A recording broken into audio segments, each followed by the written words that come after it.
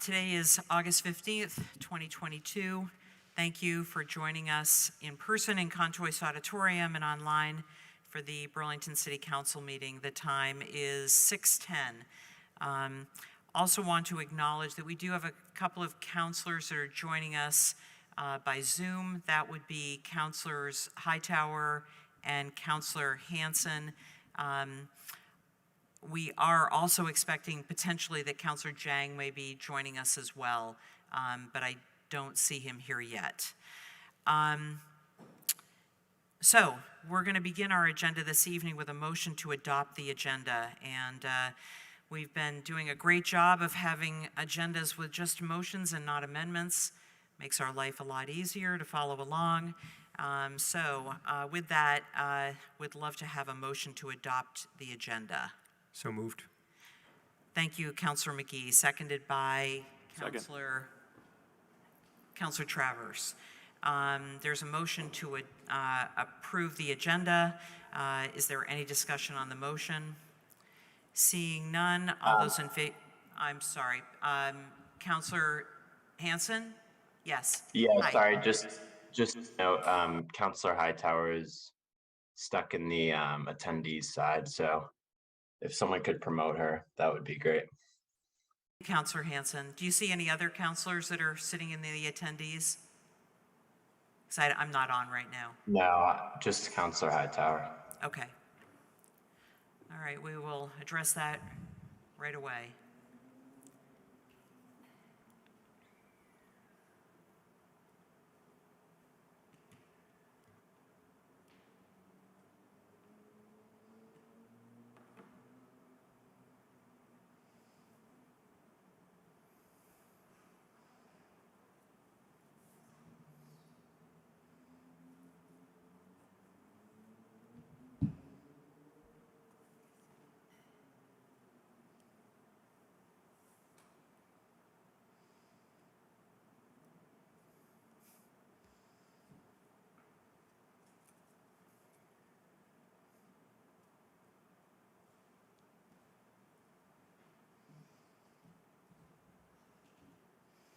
Great, we see Councillor Hightower, who is now a panelist.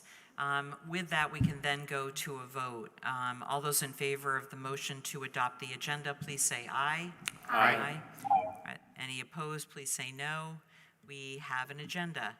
So the next two items on our agenda under item number 2 are 2.1 and 2.2, are communications with executive sessions. The first is an update on collective bargaining with the BFFA, which is our fire union.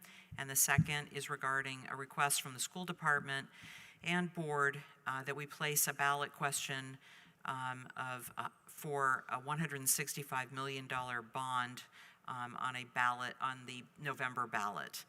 We anticipate that these executive sessions together will last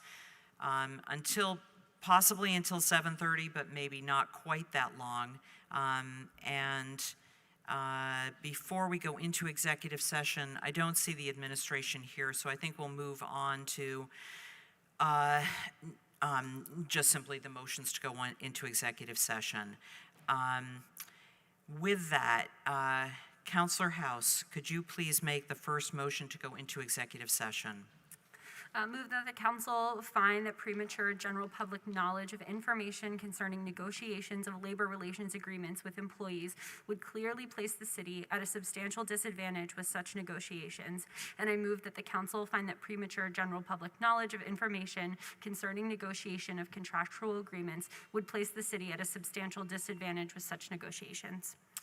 Thank you, Councillor House. Is there a second to that motion? Seconded by Councillor Bergman. Any discussion on this first motion? Seeing none, all those in favor of the first motion as listed by Councillor House, please say aye. Aye. Aye. Any opposed, please say no. We have a unanimous vote on that motion. And with that, based on that finding, if you could go to the second motion. Based upon the findings, I move that council go into executive session to receive confidential updates on labor relations agreements with employees, 1 VSA 313A1B. Members of our bargaining team, legal counsel John Maitland, Assistant City Attorney Jared Pellerin, HR Director Karen Durfee, Acting Fire Chief Derek Kirby, and members of the mayor's staff will be included in this portion of the executive session. And I further move that the council also receive confidential updates on contractual negotiations between the City of Burlington the city and the Burlington City Public School District, 1 VSA 313A1A. Members of the mayor's staff and Assistant Attorney Jared Pellerin will be present for this portion of the executive session. Thank you, Councilor House. Motion made and seconded by Councilor McGee. Is there any discussion on the second motion? Seeing none, all those in favor of the motion, please say aye. Aye. Any opposed, please say no. That motion passes. So we are now in executive session. In order to do the executive session, those of us who are here in person will now leave Contois and go downstairs to the Busher Conference Room, and there will be a special link to be able to join us for the counselors who are online to join us for the executive session. And when that is over, we will be back upstairs and continue the open session of the meeting. Thank you.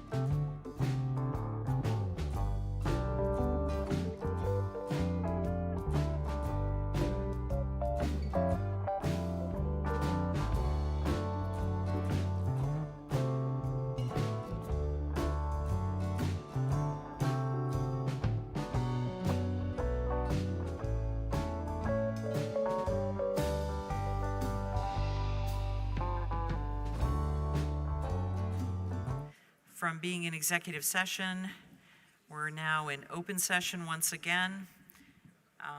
The next item on our agenda is 3.01, which is the public forum.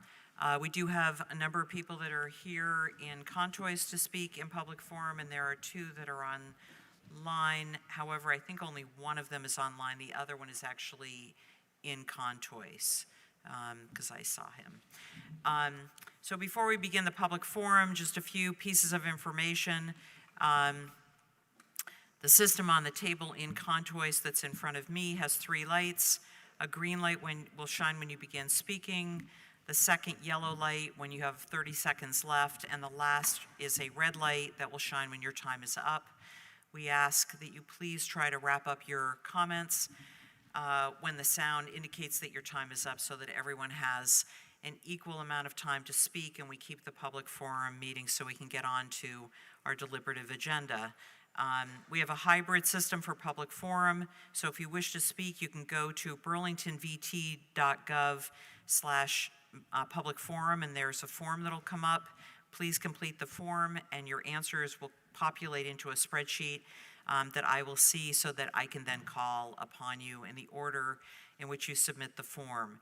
It has been our practice that Burlington residents will have first priority. So the way that we work this is that we will go to Burlington residents in Contois who have submitted a form in person that looks like this, and then to Burlington residents online, then back to non-Burlington residents that are here in person, and back and completing our list of public forum speakers to non-Burlington residents that are online.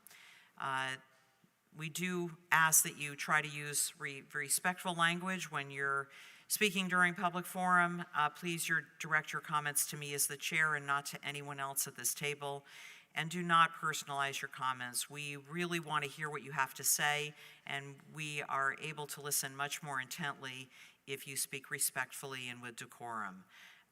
With that, we'll go to the public forum. There are a number of people in Contois to speak who are Burlington residents. The first is Robert Bristow Johnson, to be followed by Catherine Antley.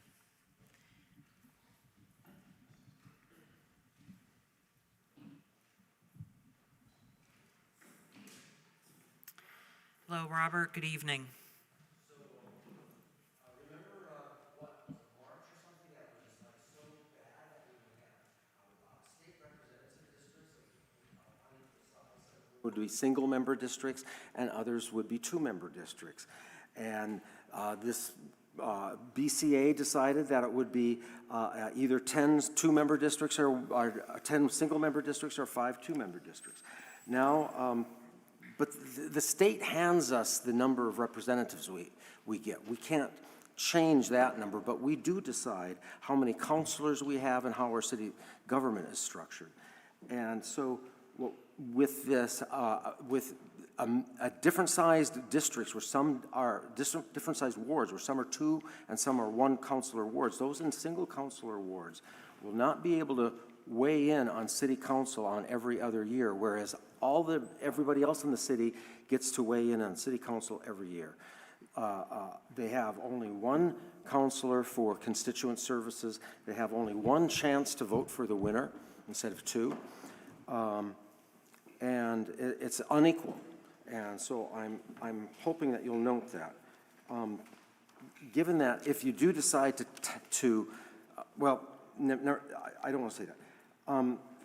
What I would suggest is that we have 2 elections, because there's no way that we're going to get this in place before the town meeting day of 2023.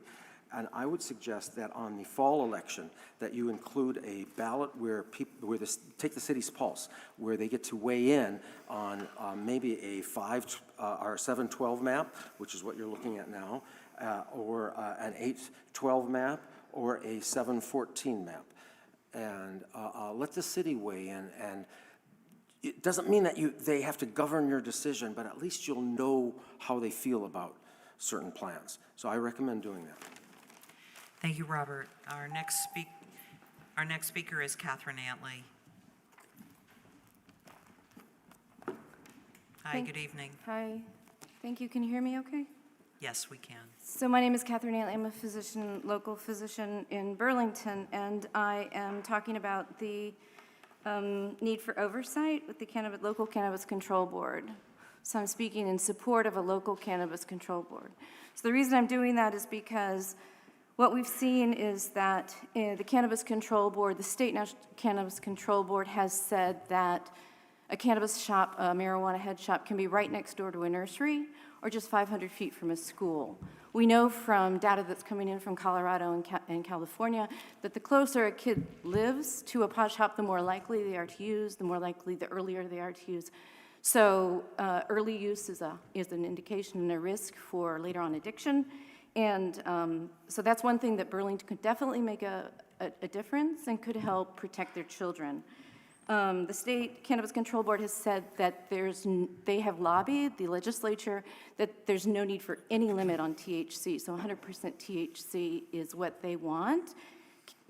Burlington could take a stricter view. We know that in Amsterdam, 1 out of 2 of the admissions to first presentation psychosis it would not occur if they weren't exposed to high THC cannabis. High THC cannabis is defined as just 10% THC cannabis. It's almost something that's not even you can't even find it in Colorado and California anymore. This is a risk to our children. High THC is associated with suicidality, severe mental illness, higher risk of addiction. We know that the industry is interested in high THC cannabis because it is more addictive. And 80% of the product is going to be consumed by just 20% of the users, which means their business model is to create as much dependence as possible. We know that in Denver, the local control board has surveyed their shops, and they found that 80% of their shops had mold in it. That's something that we've seen in Vermont, and that's something that Burlington could also help control. So for better regulation, please endorse our local cannabis control board. Great, thank you so much. Our next speaker is Pike Porter, to be followed by Christopher Hesley.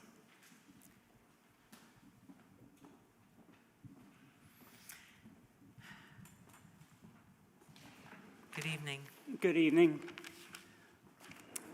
In September 2019, the City Council, with only one nay vote, passed the climate crisis resolution. That night, Karen Paul wrote on her Facebook page, "The reality is that our planet is a fragile resource entrusted to our care, and it's up to us to be responsible guardians. We as the citizens of this planet are in what I would call uncharted territory. There is no documented historic precedent for the action we need to take." And I'm going to repeat that part. There is no documented historic precedent for the action we need to take, which includes engaging in extraordinary transitions in transportation, infrastructure, renewable energy use, energy efficiency, and electrification technologies.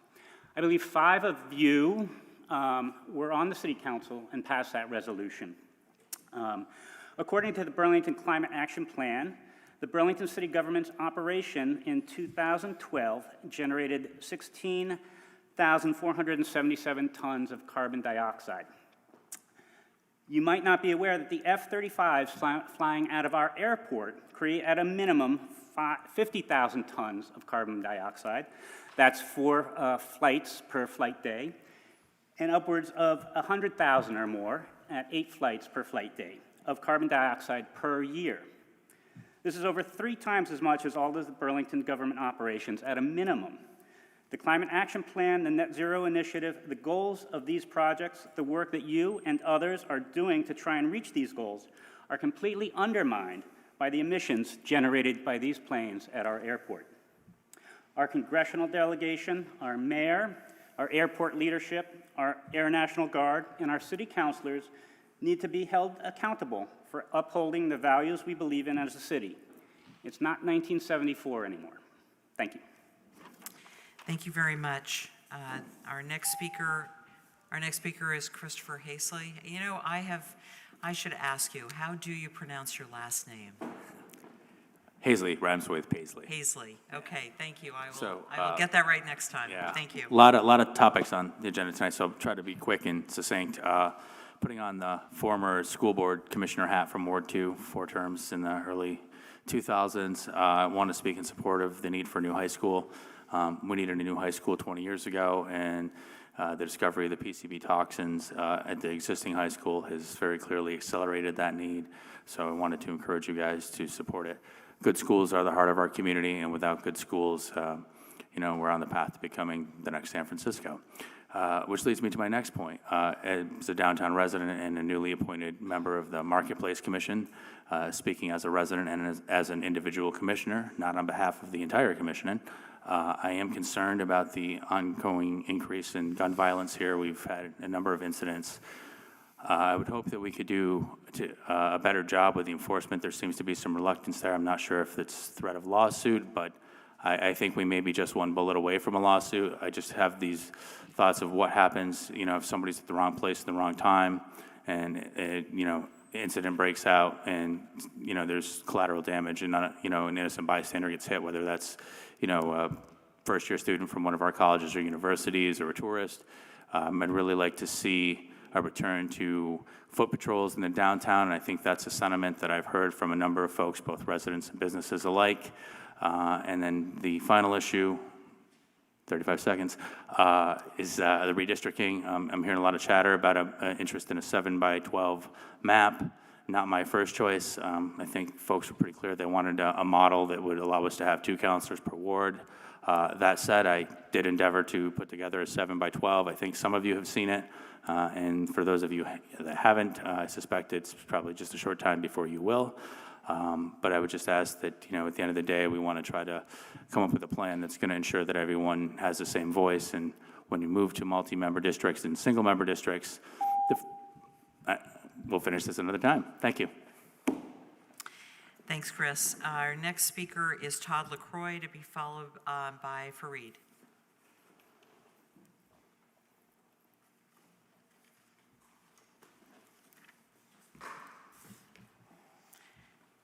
Good evening.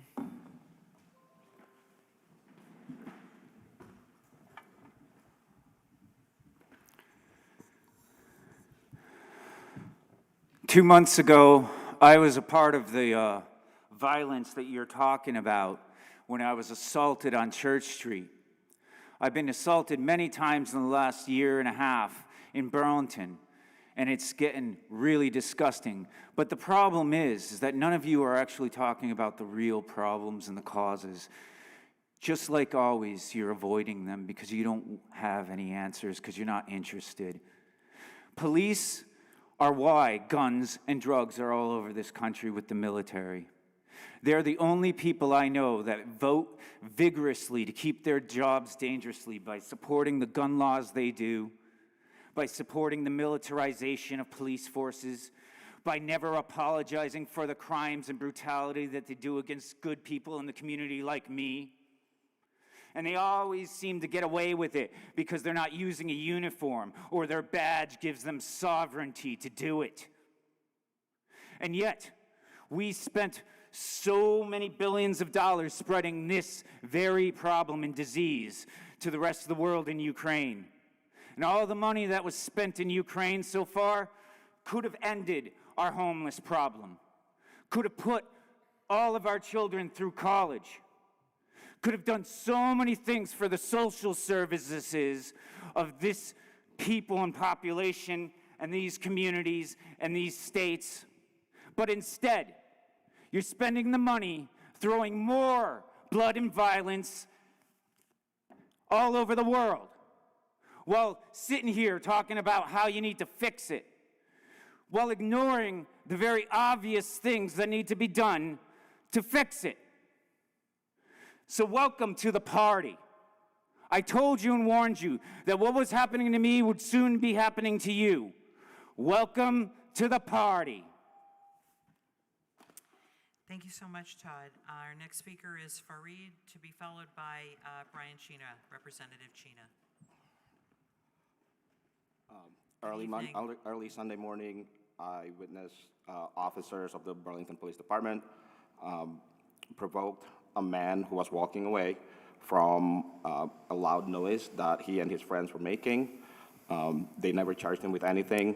And I saw that there was no attempt at de-escalation being made, and instead they provoked the man and tackled him to the ground, pulled down his pants, pulled down his underpants, and when he was in handcuffs, they walked him to the patrol car and took him away while he was naked from the waist down.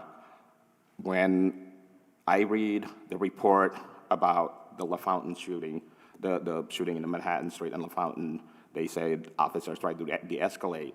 And if what I saw Sunday morning was any indication, then I have serious doubt about if the BPD's definition of de-escalation is what everybody else uses. And so early Sunday morning was a big PR night with state troopers in Burlington giving assistance. Yet this incident still happened in front of Chief Murad, as well as the state troopers.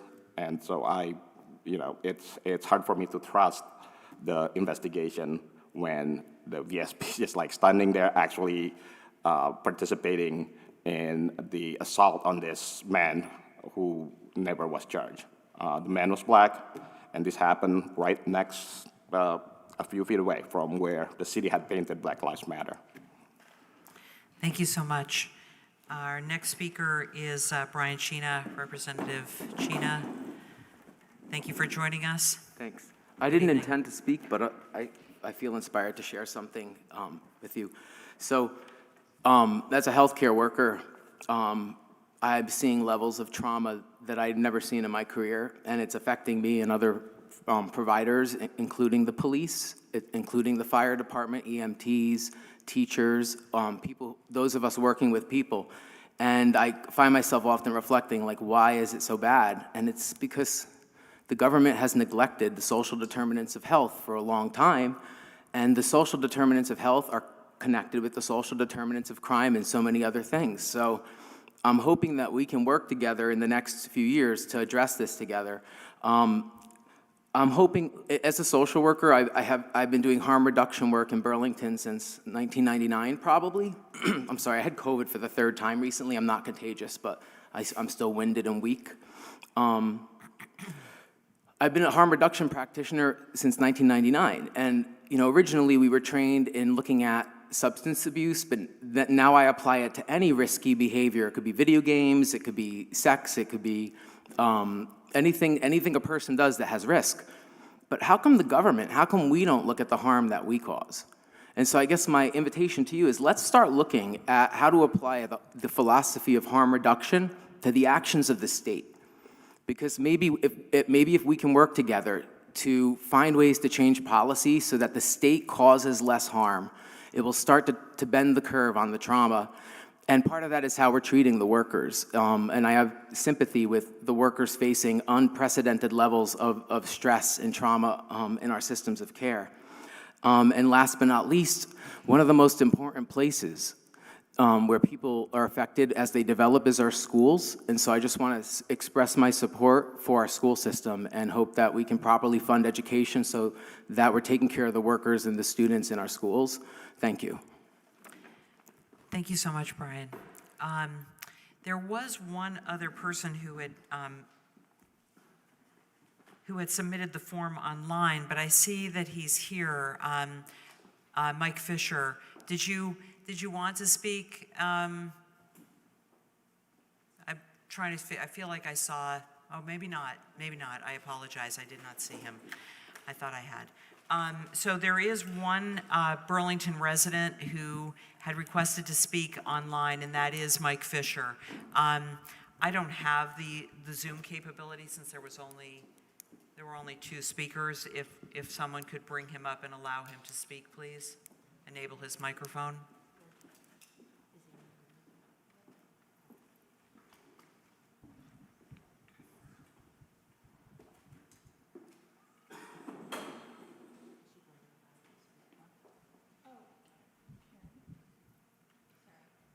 It's okay. Or if you want me to do it.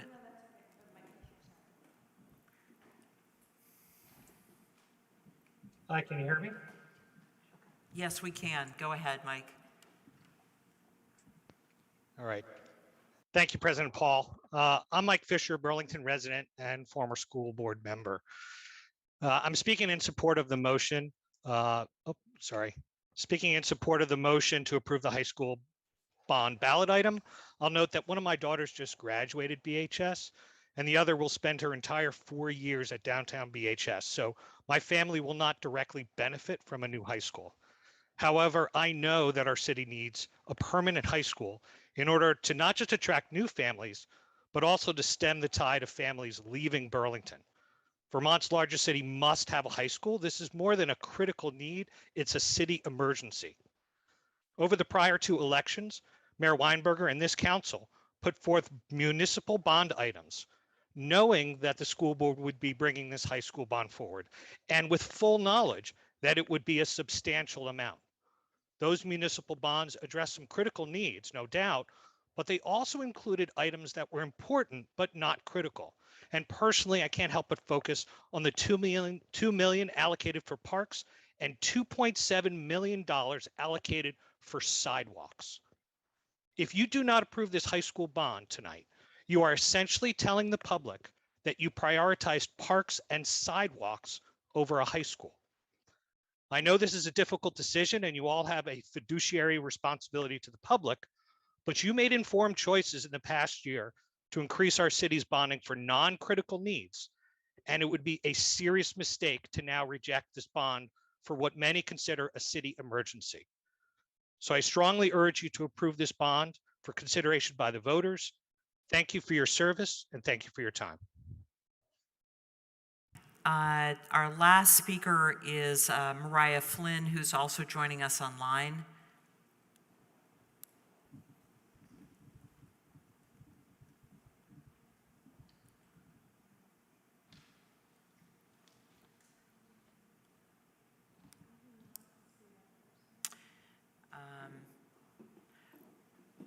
It's Mariah at Burlington Partnerships.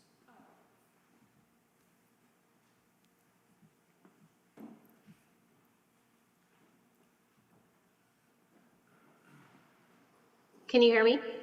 Yes, we can, Mariah. Go ahead. Okay, sorry, I started too soon. Hi, I'm here today as the director of Burlington Substance Misuse Prevention Coalition, the Burlington Partnership for a Healthy Community, about item 6.9. Cannabis laws in Vermont have been changing really rapidly in the last decade. There's been new research, new cannabis products, new delivery methods, and increasing potency of products, and it can be really hard to keep up with it all and understand how all of that change may impact the health and safety of Burlington. A lot of the conversations I've heard about cannabis commercialization in Burlington have been focusing heavily on developing the legal profit-making system. So I just wanted to come today and ensure there's just as much time and resources devoted to supporting public health and protecting youth and advancing social equity and health in Burlington. We know that 90% of the adults who develop a substance use disorder began using substances before the age of 18. And the substances that kids almost always start with are legal ones: alcohol, tobacco, and cannabis. Across the globe and here in Burlington, legal substances are used at much higher rates, and as a result, they have greater social and economic costs to communities. And one of the things that's a risk factor for substance use is promotion and easy access for youth. And that increases high-risk use. So especially for populations that are already disproportionately impacted by inequitable access to health, alcohol and tobacco companies are powerful industries. They've been hard to regulate. They have a long history of marketing products to minors, to BIPOC communities, to people who identify as LGBTQ+, and low-income neighborhoods. We have to learn from our past mistakes and do better to put regulations in place that protect people as we develop new commercial markets for substance use. So communities have a responsibility in that to reduce the risks of substance misuse and protect kids through intentional planning and design. And some of the actually most impactful work you can do is at the community level. So we created, the organization I work for, a Burlington-specific website to help with that conversation. And I just wanted to add that there's recommendations from the site. I won't go through all of them because I know we're for time, but a cannabis control board is one of the places where you can provide appropriate oversight for that, and ensuring that there's, Oh, yes. Thank you. Thanks, Mariah. Thank you. There is one other speaker who came into Contois. That is Christopher Aaron Felker. Welcome. Just made it here under the wire. Glad to have you. I was running down church. Thank you. And I did get to listen on my way in, and so I'd like to echo Representative China's sentiments earlier that maybe government should start to look into how we can minimize risks. I'm reminded of President. Is there a green light in front of you? Thank you. I'm reminded of President Reagan's quote, "The 9 most terrifying words in the English language are, I'm from the government and I'm here to help." So maybe we should always try to mitigate how much we meddle in people's lives. I am here tonight to speak on the school bond issue. We've talked a lot about the school bond in the last few years, and I don't deny that our city desperately needs a new school. However, the proposed school bond exceeds the city's recommended maximum bonding capacity, according to the administration. Mayor Weinberger has been steadfast in the last 2.5 years about touting that this is the cap, 150. And the school bond exceeds that. I don't see any models where that doesn't impact the cost of living in Burlington and result in tax increases, which will impact our renting community even more with higher rents. I know there are members of this council that understand and have met with their own constituents and know just how much of their monthly housing payments go directly towards taxes, the bulk of which comes from the school board. This will increase that. This will increase the cost of rents in town. This will further drive families out of Burlington. So I know we need a new school. I agree. I think we all agree. But we need to tighten our belt on this and make it so it's affordable. It's true. We can't spend too much on educating our children, but we can spend more than the taxpayers can afford. And this is more than the taxpayers can afford. So I ask you to please vote no on this, and let's build a better plan. Thank you. Thanks very much. Our next speaker is Julie Masuga. Julie?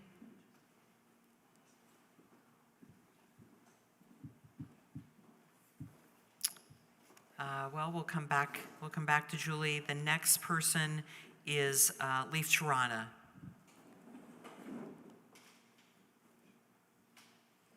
Are either Julie or Leif here?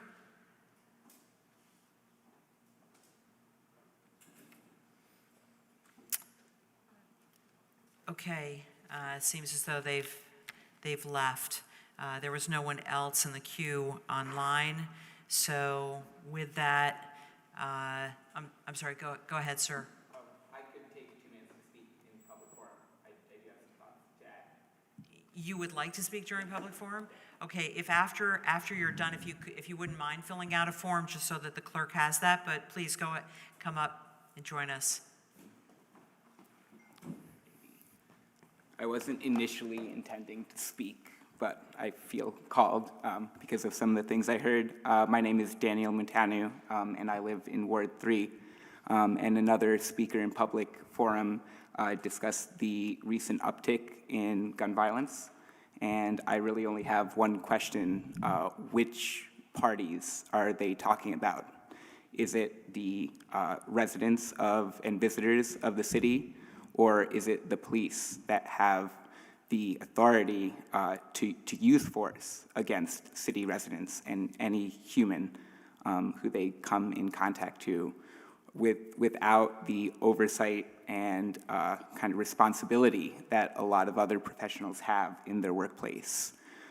So in just the last weekend, there were 2 incidents, and one of them happened on my street. 2 vehicles were hit by stray bullets from Burlington police officers. And even though the VSP press release said that there was 4 minutes between the time that essentially police arrived and when the shooting, the actual shooting occurred, that they were attempting de-escalation. And given what I've witnessed firsthand of Burlington police officers put in a situation where it might or might not be justified to use force, I really question, was there effective de-escalation going on? It's quite clear that the use of force by the police department is a major issue. And I think we need to consider that just as heavily. You know, it's not covered in the same way that this supposed uptick in crime is in all different sources. So I think we need to change the discourse. And you guys as leaders in City Council have a lot of pull in that. So I encourage you to take this issue seriously. Thank you. Thanks for coming up and speaking. If there are no others in Conchoice or online, we will close the public forum at 8 p.m. and move on to item number 4 on our agenda, which is climate emergency reports. Is there any counselor or the administration who wishes to offer a climate emergency report? I see Councilor Hansen's hand is up. I apologize if I missed it before. Are you raising your hand for a climate emergency report? I am, but I'd love, Great. could you let the administration go first, though? Does the administration, oh, you do, okay, sure. Thank you, President Paul. I just wanted to note that President Biden is expected to sign the most significant piece of federal climate legislation that the country's ever passed this week after its approval by both the Senate and the House last week. And I just want to start the conversation, and there will need to be much more focus on this in the days and weeks and years really to come. But my understanding of this legislation is that it's very consistent with and supportive of Burlington's net zero energy roadmap and the strategies that we have laid out for achieving dramatic climate emissions reductions here in Burlington by 2030. The subsidies, basically, for years now, we have offered Burlingtonians significant incentives, financial incentives to electrify their vehicles and their homes and businesses. The subsidies that we have been able to offer at the local level have been, we believe, some of the most generous and significant in the country.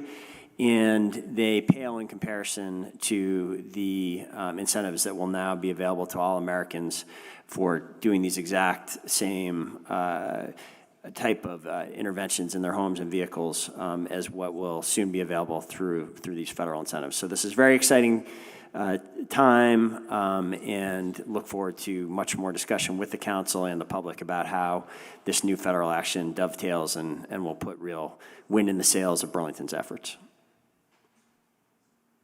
Great, thank you, Mayor Weinberger. Councilor Hansen, did you want to follow that? Sure. I mean, I was going to say similar things of just this. Yeah, this is historic. This is a game changer, and the Inflation Reduction Act includes $369 billion of investment in to address the climate crisis. And so I think to the extent that now is really the time for us to aggressively try to understand how we as a city can take advantage of this change and the federal money that's now going to be flowing to a lot of these initiatives that we're already trying to work on. And so just echoing that the council and the administration should be trying to move quickly to, as the mayor said, dovetail with the federal legislation. Thanks. Are there other councilors that wish to offer a climate emergency report? Seeing none, we will close item 4. The two people that wanted to speak during public forum, I had called on you earlier, no worries. We'll open item number 3, the public forum, and it's now 8:05. The two people were Julie Masuga and Leaf Taranta. So Julie, welcome. Thank you so much. Sure. Hey, y'all know me, Julie Masuga, Ward 3. When someone says I'm hurting and why do we send in hyper-militarized cops? Why is the response to mental illness violence?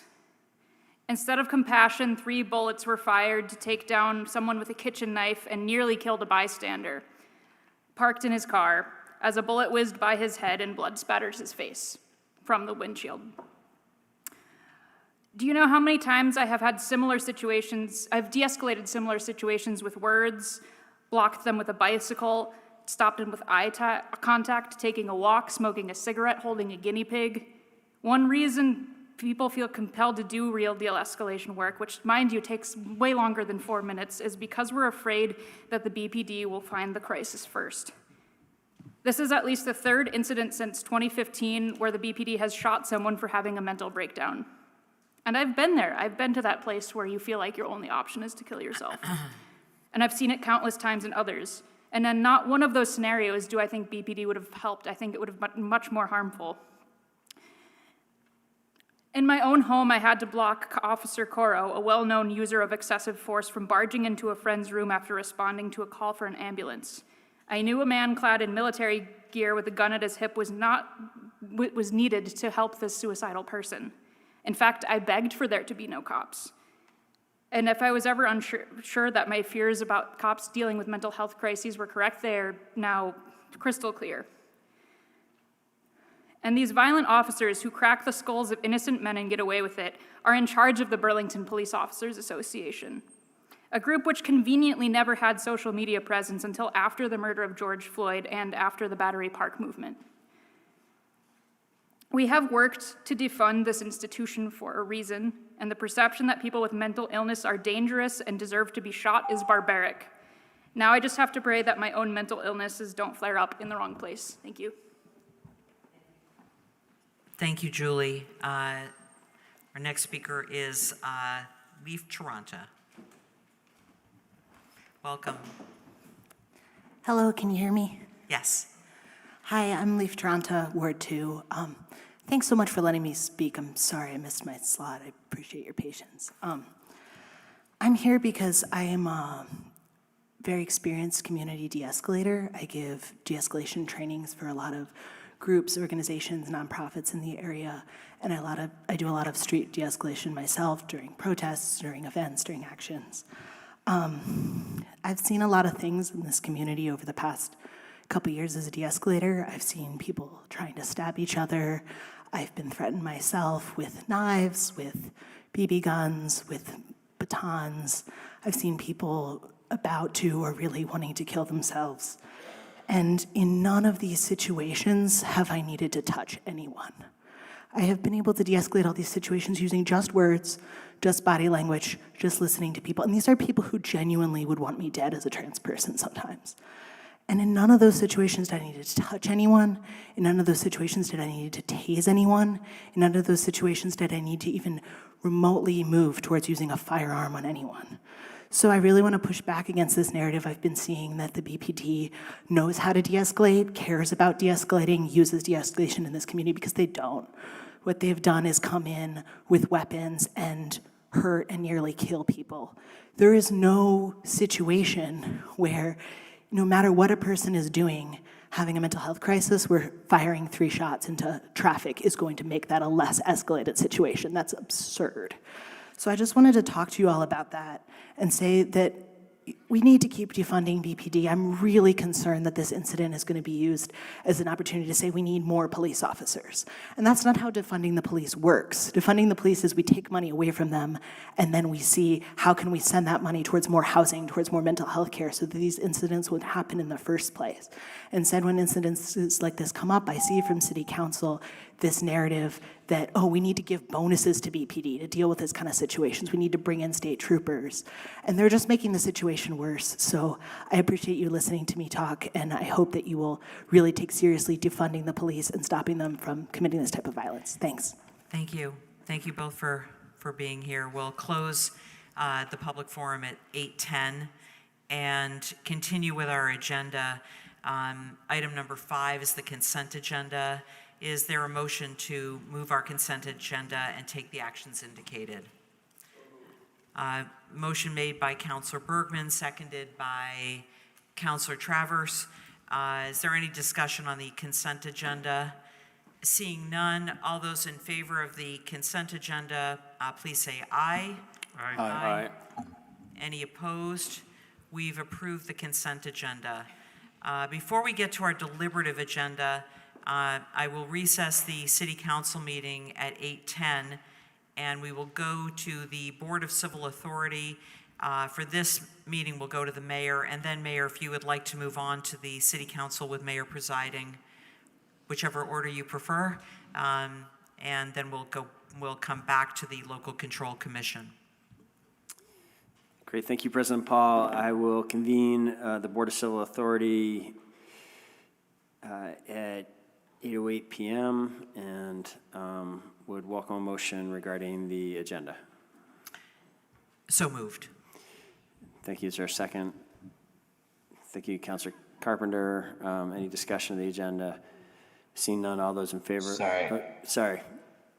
Sorry to interrupt, but Councilor Hanson? there's a number of amendments. I believe we have to read them unless I'm wrong. On board docs for the motion on the agenda, there's amendments to the agenda listed in the recommended action. Okay, I think it's a helpful clarification. So the recommended action is to amend the agenda as listed there. President Paul. Thank you. So I would move to amend and adopt the agenda as follows. Add Ward 3 list to agenda item 2.02. Jacob Flanagan, Independent, 59 LaFountain Street, and Christina Hubbard, Independent, 73 Peru Street. Number 1 per Ward 3 Ward Clerk Giannone. Add a Ward 6 list to the agenda item.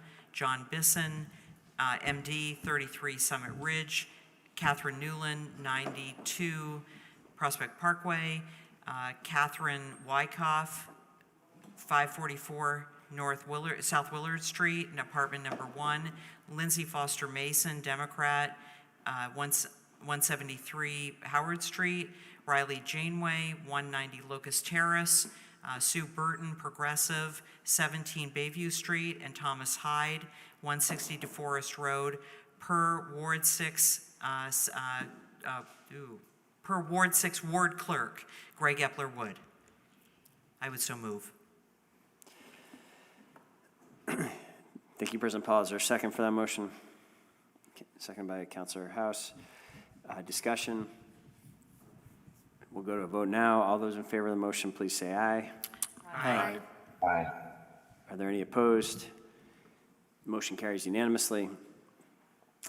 So we have an agenda. That brings us to our consent agenda, including the amended items of the consent agenda. I would welcome a motion on the consent agenda. So moved. Thank you, President Paul. Is there a second? Second by Councilor Carpenter. Discussion of the consent agenda. Seeing none, we'll go to a vote. All those in favor of the motion, please say aye. Aye. Are there any opposed? The motion carries unanimously, and without objection, the Board of Civil Authority is adjourned at 8:11. So we'll now move, I will call to order the City Council with Mayor presiding, and would look for a motion to adopt the unamended agenda there. Thank you, Councilor Bergman. Is there a second? Second by President Paul. Discussion. Seeing none, we'll go to a vote. All those in favor of the motion, please say aye. Aye. Aye. Are there any opposed?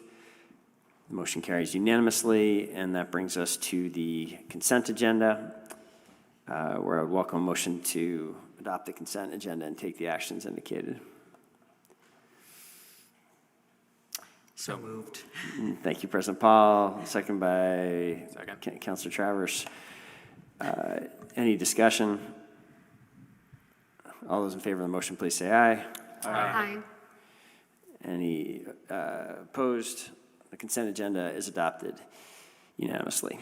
Okay, we do now have 3 commission appointments, and we will take them one at a time. The first appointment, item 3.01, is for an airport commission for a term expiring June 30th, 2023. The floor is open for nominations or other motions. Councilor Bergman. I would nominate Pike Porter, the only person who has applied, and this is after quite a bit of time, and I find Pike to be eminently qualified. We have a long agenda, so I will stop right there. Okay, are there any other nominations? Are there any additional nominations? Okay, we'll have a vote, and I do believe that even if it's a sole nomination, requires a majority of the voting body to receive approval. I know I do not expect this is going to be a unanimous vote, so we will have a roll call vote on this, and I will note that I do have some concerns about this nomination, given that the nominee has, I'm not conversant with the details of this, but I believe has been involved in lawsuits against the city in the past and would want more time, would not be favorable voting without further review of that issue on this appointment. So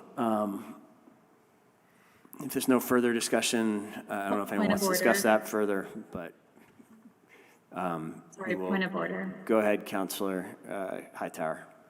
Just for my own sake, I don't know if the applicant is in the room, but I know if they are, we usually give them the opportunity to speak, so.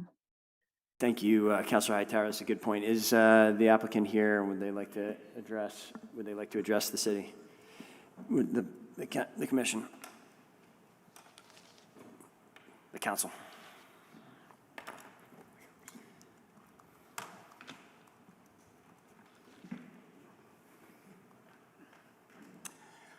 I am not aware of any lawsuits I've had against the city.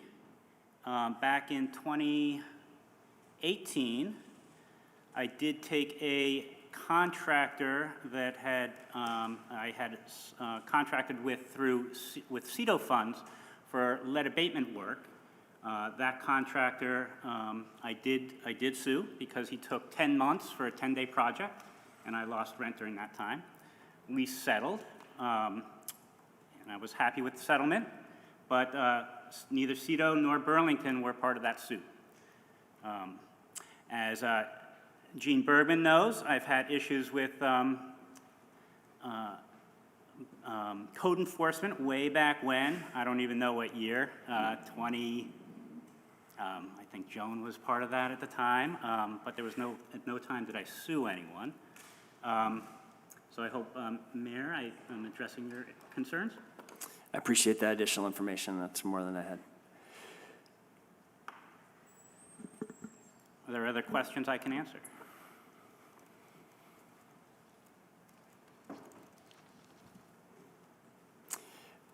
If there are no further questions and you have anything further you'd like to state about your interest in serving on the Airport Commission? Well, I think I've made my interest clear over the last several months. And on the application, I don't know if I need to get into it again now, but yeah, so I'll let my past talk represent itself. Thank you.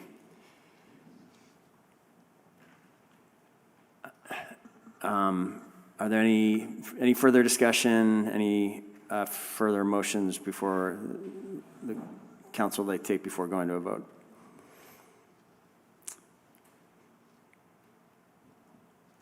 Seeing none, we'll have a roll call on this application. Lori, if you could call the roll. Councillor Barlow? No. Councillor Bergman? Yes. Councillor Carpenter? Councillor Hanson? Yes. Councillor Hightower? Yes. Councillor House? Yes. Councillor McGee? Yes. Councillor Shannon? No. Councillor Travers? No. City Council President Paul? No. Mayor Weinberger? No.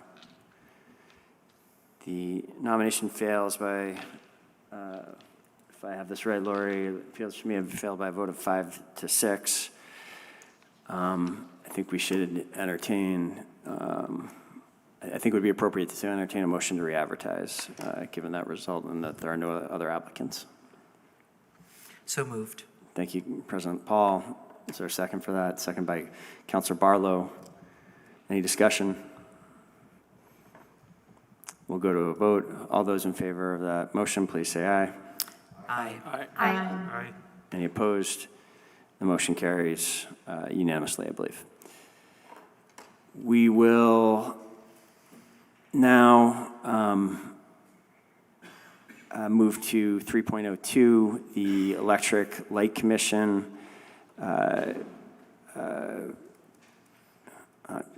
Appointment for a term expiring on June 30th, 2025. The floor is open for nominations. Joan, do you want to nominate her? Bethany?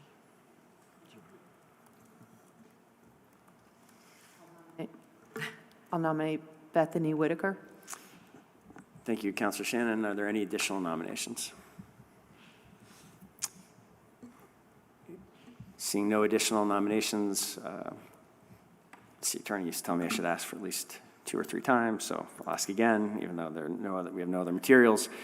Seeing no other nominations, we will, is there any further discussion, and is the applicant present or attending remotely and would like to speak to the council? I do not see the applicant here. I'm not sure. Councilor Paul, are you able to see whether the applicant is I did with not us go. remotely? I did not go on Zoom just because of that, but I should have because of this. I don't know, Lori, are you on or no? Is Jordan here? No.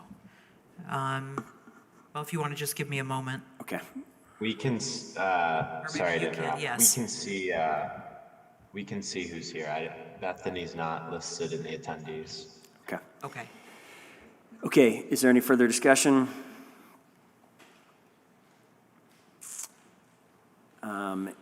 If not, we will go to a vote.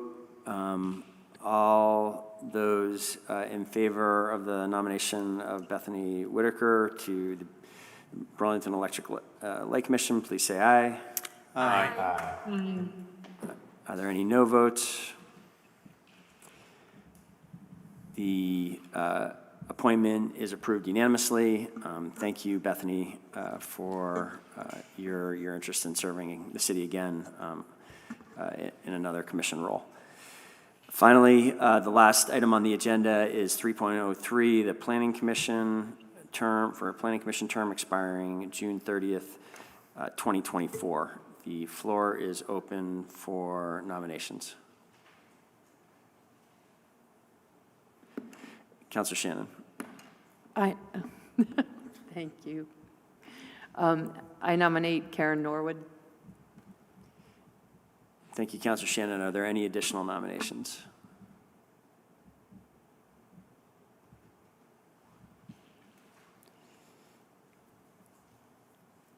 Are there any additional nominations? Come on. I'll nominate Julia Randall. Thank you, Councilor Bergman. Are there are either the applicants with us tonight in person or online? I'm not seeing the applicants in the room. Can someone check for me whether they are in the remote attendees?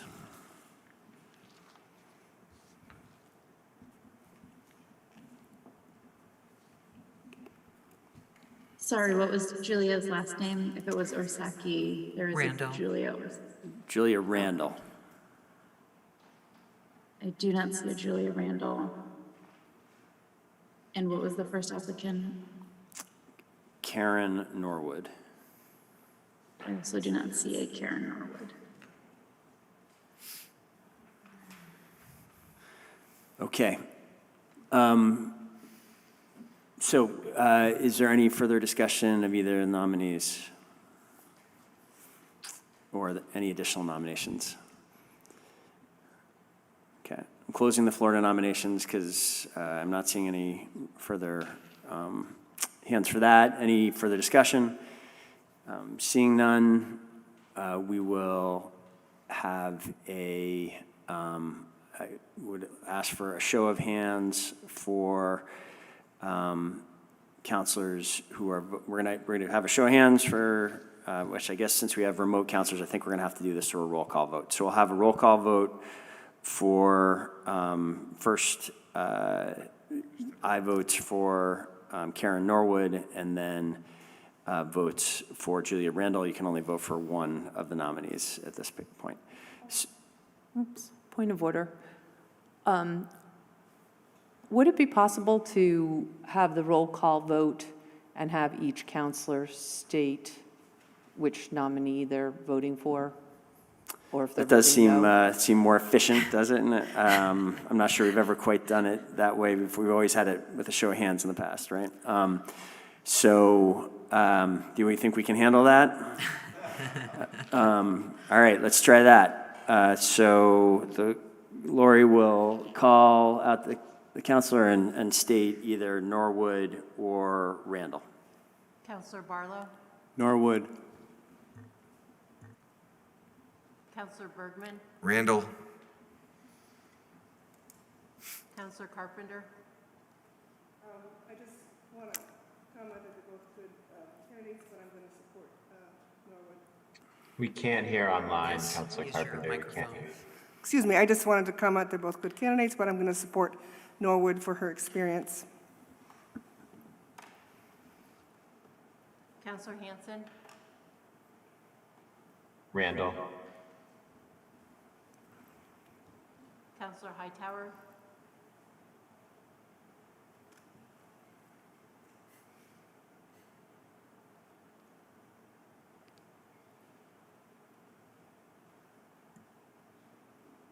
You're muted. Thank you. I will go with Randall. Counselor House, Randall. Counselor McGee, Randall. Counselor Shannon, Norwood. Counselor Travers, Norwood. City Council President Paul, Norwood. Mayor Weinberger, Randall.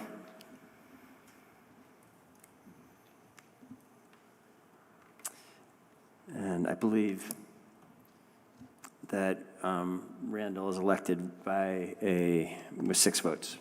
Is that your tally as well? Point of order. The majority of the body would be, there's 13, so it requires 7 to be elected? Is that? What I meant to say before, if I didn't, was the majority of the body present. I think it's just who's here.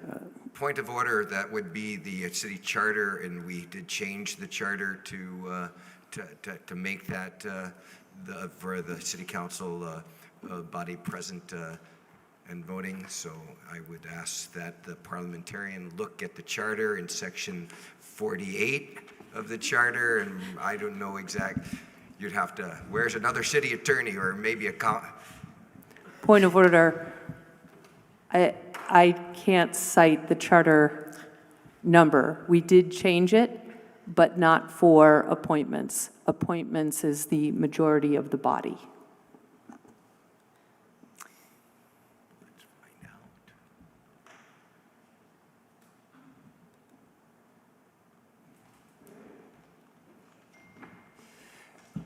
All right, what I propose is this. We will, I think we should try to resolve this tonight if the charter is clear on this. So, but I don't want to hold up the rest of the meeting. So we will, I would recommend, President Paul, tell me if you think this is advisable, that we recess the city council with mayor presiding until the parliamentarian is ready to make that ruling, and carry on with the regular city council meeting, and we'll come back for resolution on this at the end of the meeting. Okay, as long as we can keep track of what meeting is recessed and what meeting has adjourned. Okay, thank you, Mayor Weinberger. You'll let us know when you want to reopen that. So we are going to return to the recessed council meeting at 8:30. And since we have a local control commission meeting, we're going to again recess the council meeting again at 8:30 and reconvene our local, or convene our local control commission meeting. So with that said, we'll call to order the local control commission meeting at 8:31. And the first item on the agenda is the agenda. Move to Commissioner adopt Shannon. the agenda. Thank you, Commissioner Shannon, with a motion to adopt the agenda, seconded by Commissioner McGee. Is there any discussion on the agenda? Seeing none, all those in favor of the agenda as presented, please say aye. Aye. Aye. Any opposed, please say no. We have our agenda. The second item on our agenda is the consent agenda. Commissioner Shannon. Move to adopt the consent agenda and take the actions indicated. Thank you, Commissioner Shannon. With the motion to adopt the consent agenda, take the actions indicated, seconded by Commissioner McGee. Is there any discussion on the consent agenda? Seeing none, all those in favor, please say aye. Aye. Any opposed, please say no. That motion passes, and we have approved our consent agenda. There are two items on the deliberative agenda. The first is item 3.01, an outside consumption permit 2022-2023 for Nectar's at 188 Main Street. Commissioner Shannon. Move to approve the 2022-2023 outside consumption permit application for Nectar's.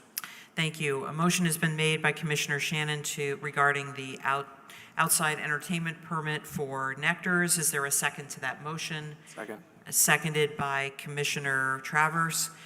Is there any discussion, or is the applicant present? Not seeing the applicant, and if there is any discussion from the council. Seeing no discussion from the council, we'll go to a vote. All those in favor of the motion, please say aye. Aye. Aye. Any opposed, please say no.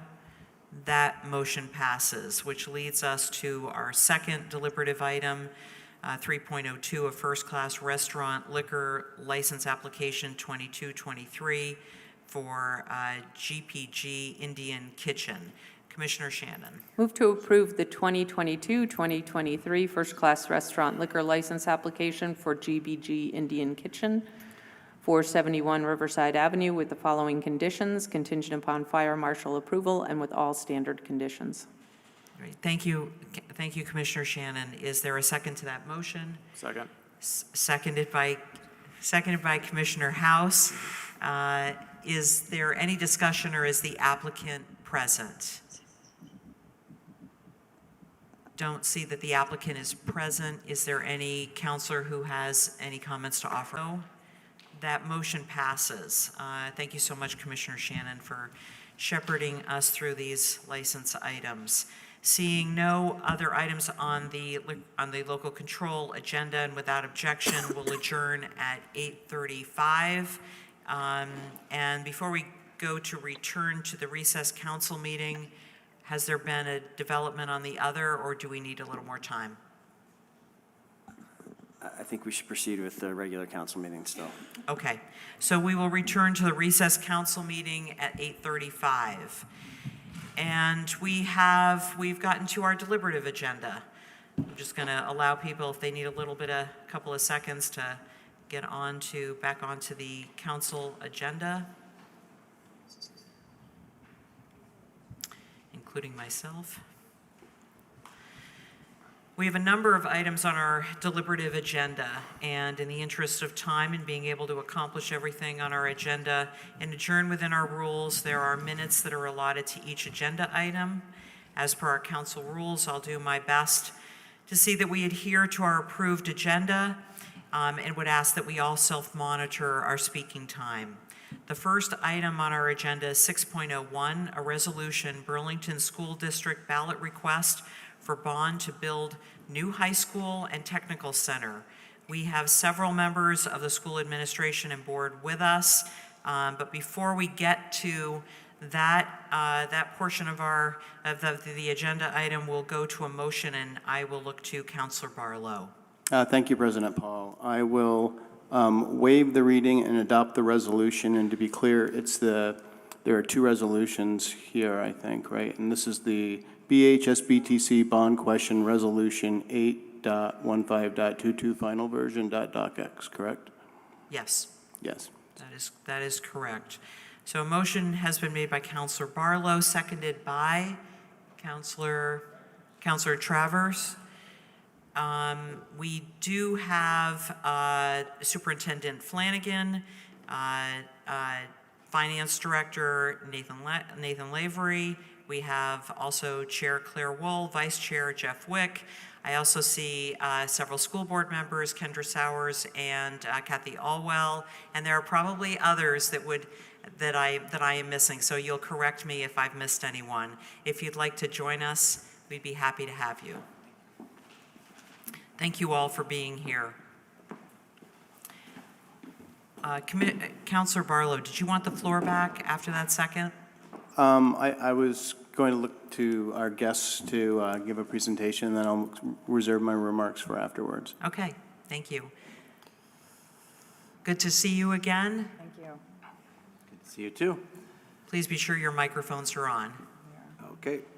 Thank you, President Paul, City Council, and Mayor Weinberger for having us. Tonight, we are respectfully asking you to approve a resolution for the November ballot to bond up to $65 million for $165 million, started too fast, for a high school and technical center for the Queen City.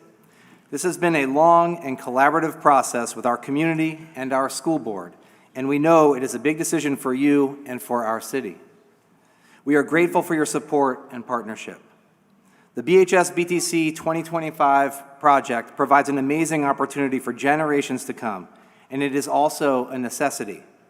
The building will provide flexibility, accessibility, light, a welcoming and safe campus, and connection to the outdoors, all things we have heard matter to our students and the community.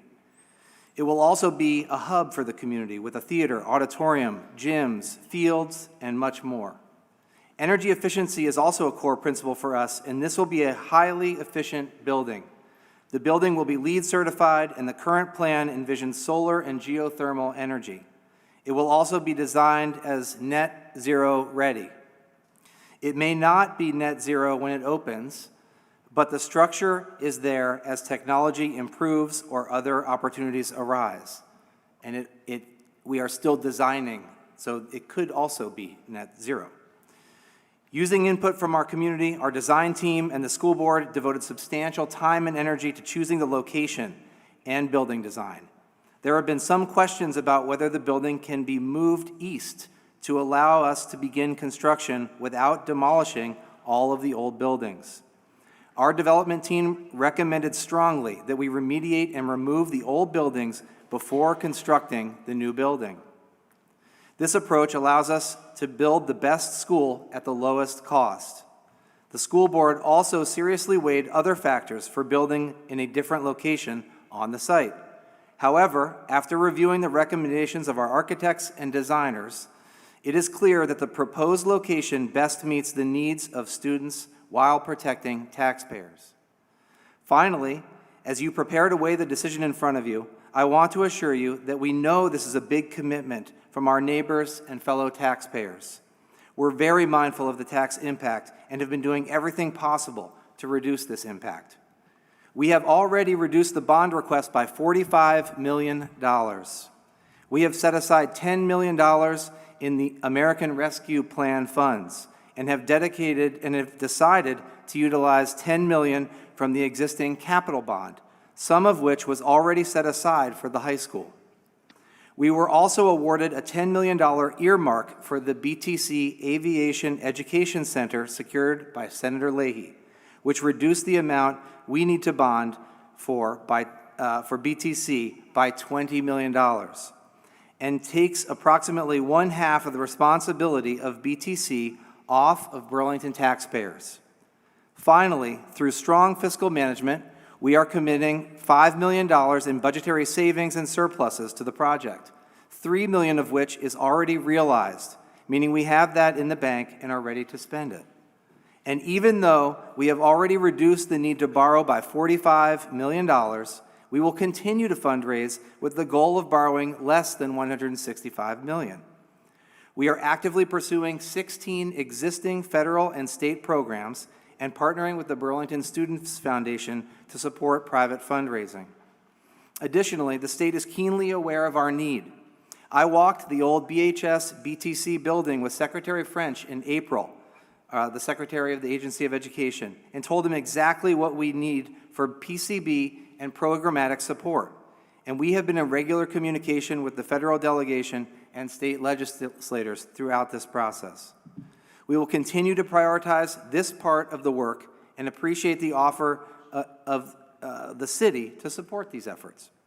We are fully aware of the fact that this project will have an impact on our taxpayers, including Chair Wold, Director Lavery, and myself, all of whom are Burlington residents. We estimate that this project could increase taxes by roughly 15%, but there is good news. The great work by Burlington's school board and our allies across the state to update the state's pupil weighting formula will somewhat offset this new spending.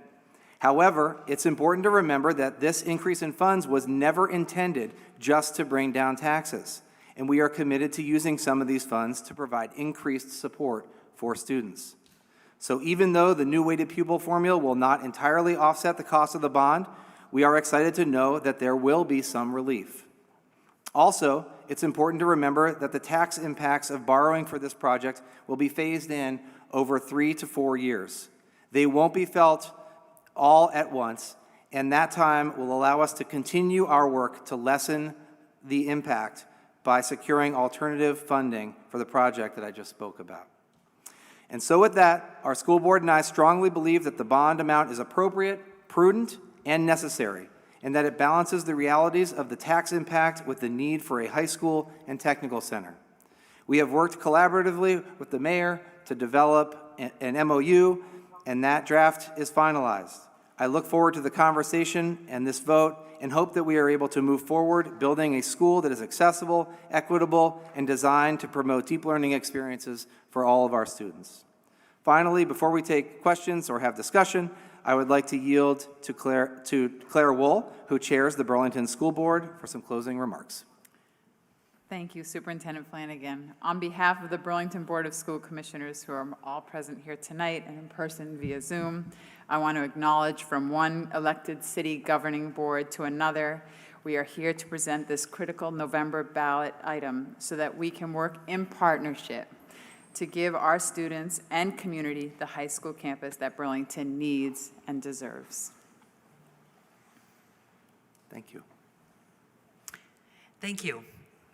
As the mover of the motion, I'll come back to you, Councilor Barlow, if you would like the floor. Sure. I've been a supporter of the, thank you for coming here in presenting.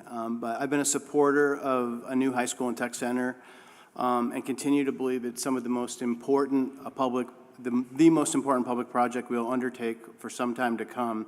Even before the PCB problems, we knew we had a need to address accessibility, safety, energy, efficiency, tens of millions in major systems replacements and maintenance needs. Despite this project being a must-do, I continue to worry about affordability for Burlington and feel strongly that Burlington taxpayers shouldn't have to bear the full cost that you've outlined here at $165 million, especially around the PCB cleanups, which we know are over $20 million of this project, and the tech center, which is a regional asset, not just something that's used by Burlington students.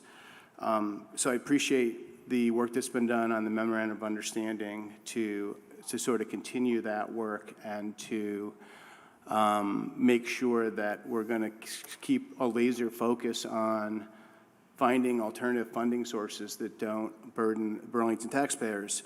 I was just wondering if you could expand a little bit on the efforts that Superintendent Flanagan said were underway for 16 different sources and things. What kinds of alternative funding sources are you looking at right now, and do you expect that any of those might bear fruit before the November bond vote, should we pass that here tonight?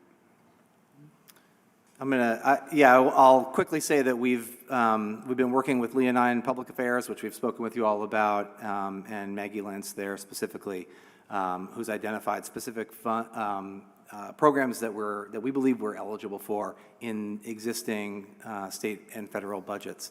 And so we have identified those. We've been reaching out to department heads and doing the work of applying. We've submitted a few applications, and we're going to continue to do everything we can to work to identify more resources to bring toward the project.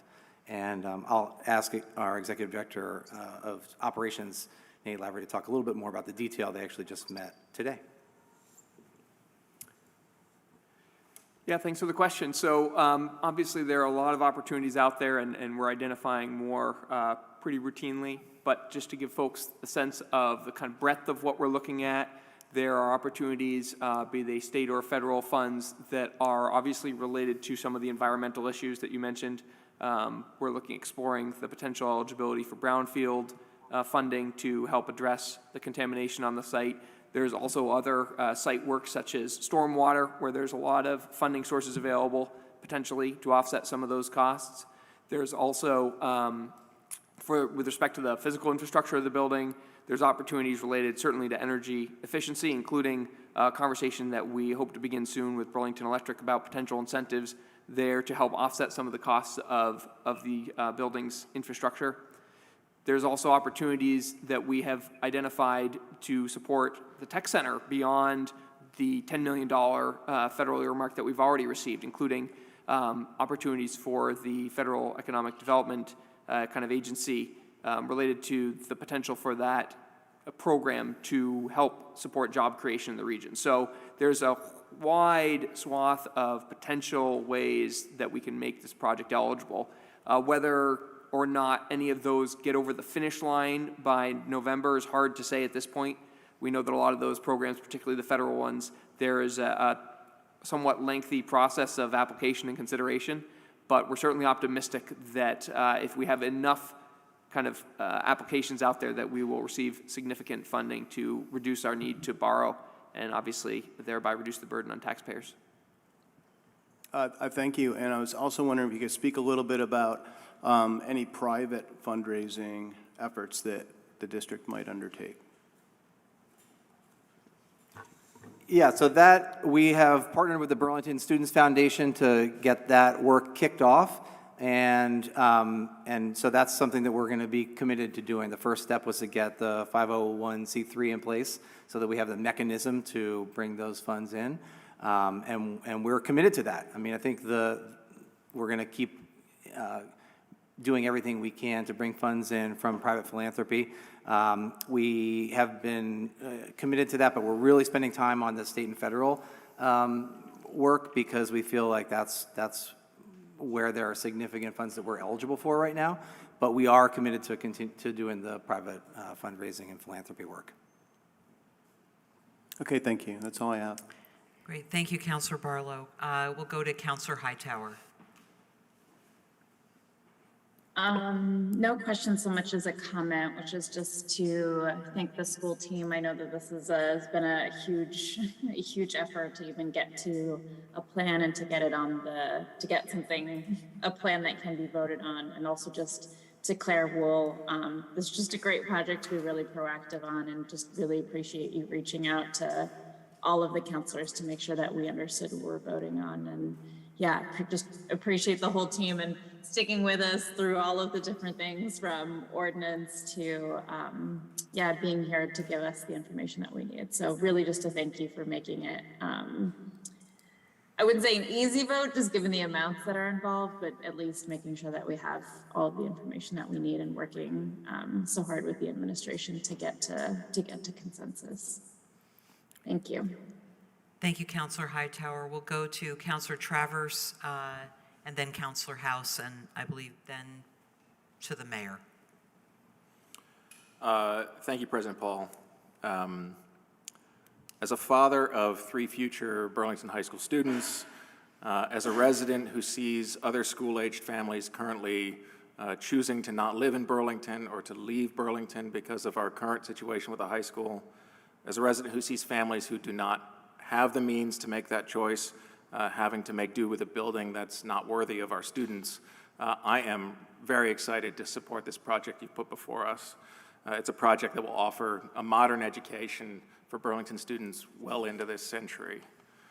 I must admit that when we saw the price tag initially for this project, which required bonding of $190 million, I questioned the extent to which our community would be able to support that.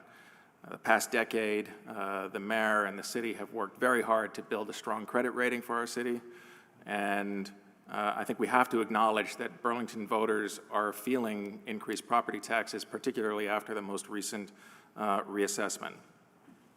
You all, however, our school district team, led by Superintendent Flanagan and Chair Wool, are owed a great deal of credit for the efforts you've made over a relatively short period of time to lessen the cost for this program and to bring down necessary bonding to $165 million, including, as you noted, effectively cutting the costs of the technical center in half with support from Senator Leahy's office, and in your all choosing to move a number of exciting programs out to the airport.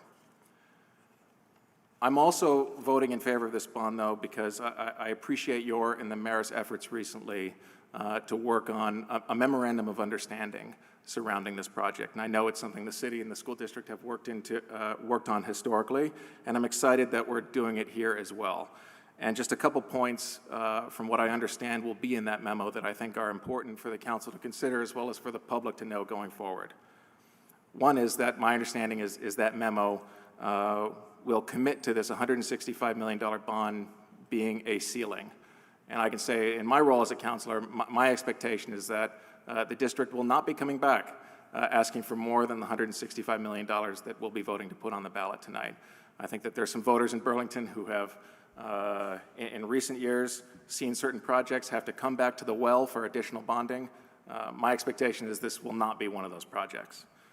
And as Councilor Barlow mentioned, and as you all have mentioned, the other aspect of this is you all actively committing in partnership with the mayor and hopefully with the city council to find alternative funding resources. And I think there's lots of opportunities for that, but you've identified a few of them tonight with respect to PCB and environmental remediation, with respect to constructing fully accessible facilities for students with disabilities, to construct new public gathering spaces for our community, and to further meet our city's sustainability and climate goals, I think are great areas for us to focus on in finding these alternative funding resources.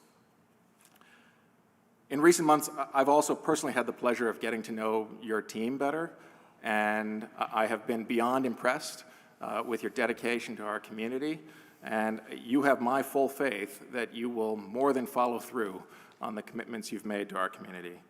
So I hope my fellow councilors will join me in putting their faith in you and your team, and will join in sharing my enthusiasm for this project. I also hope grant programs and other philanthropic interests will feel our enthusiasm and will choose to be part of this generational project. And it would be remiss of me to not use this opportunity to say to our state and federal leaders, our state leaders in particular, who have played no small part in bringing us to this point, to please hear this vote for what it is, which is a call to action for our kids, for our community, to our state leaders. We still need your help, so please join the council, join the city, join the voters here, which will hopefully support this bond measure in November in building this excellent project you put forward. So thank you. Thank you. Thank you, Councilor Travers. We'll go to Councilor House and then to the mayor. Councilor House. Thank you, President Paul. Yeah, thank you all for being here tonight and taking time out of your evening to address this project.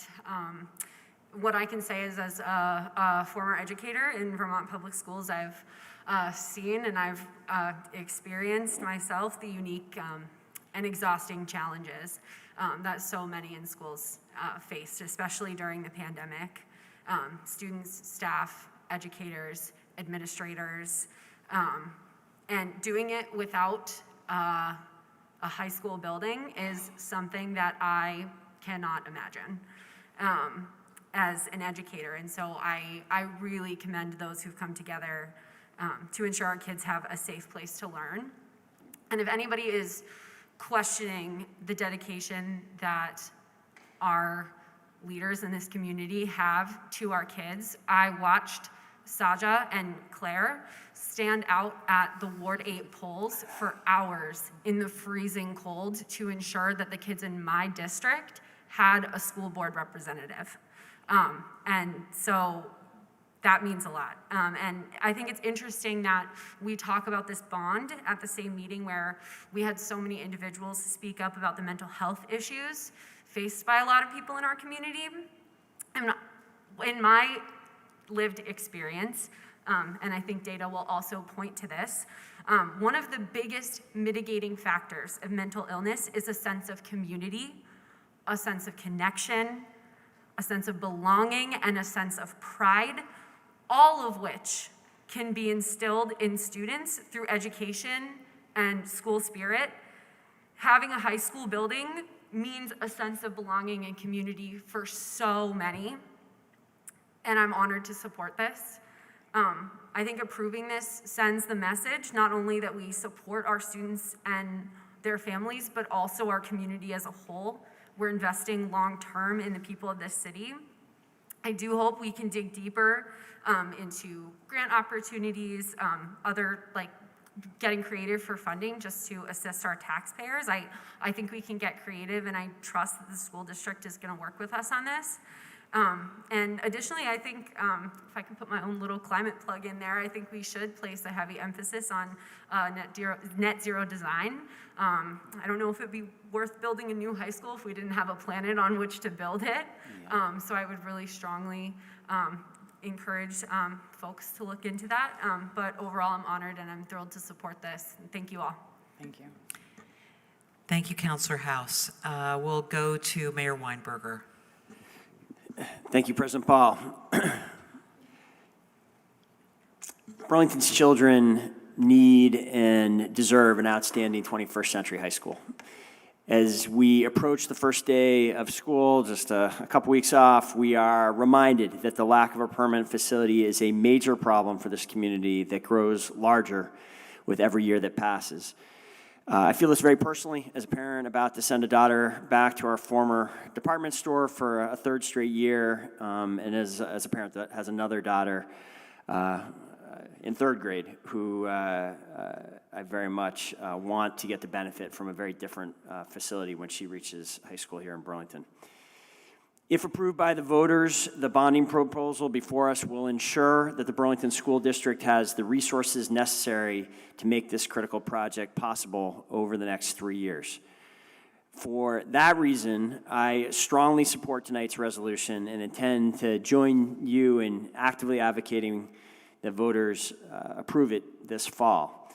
This is a step that we need to take for the future of our children, and we need to do it now, tonight, to give the BSD leadership what they need to ensure construction of a new facility that starts approximately a year from now. They need this authority at this point if they're going to be able to keep that critical timeline.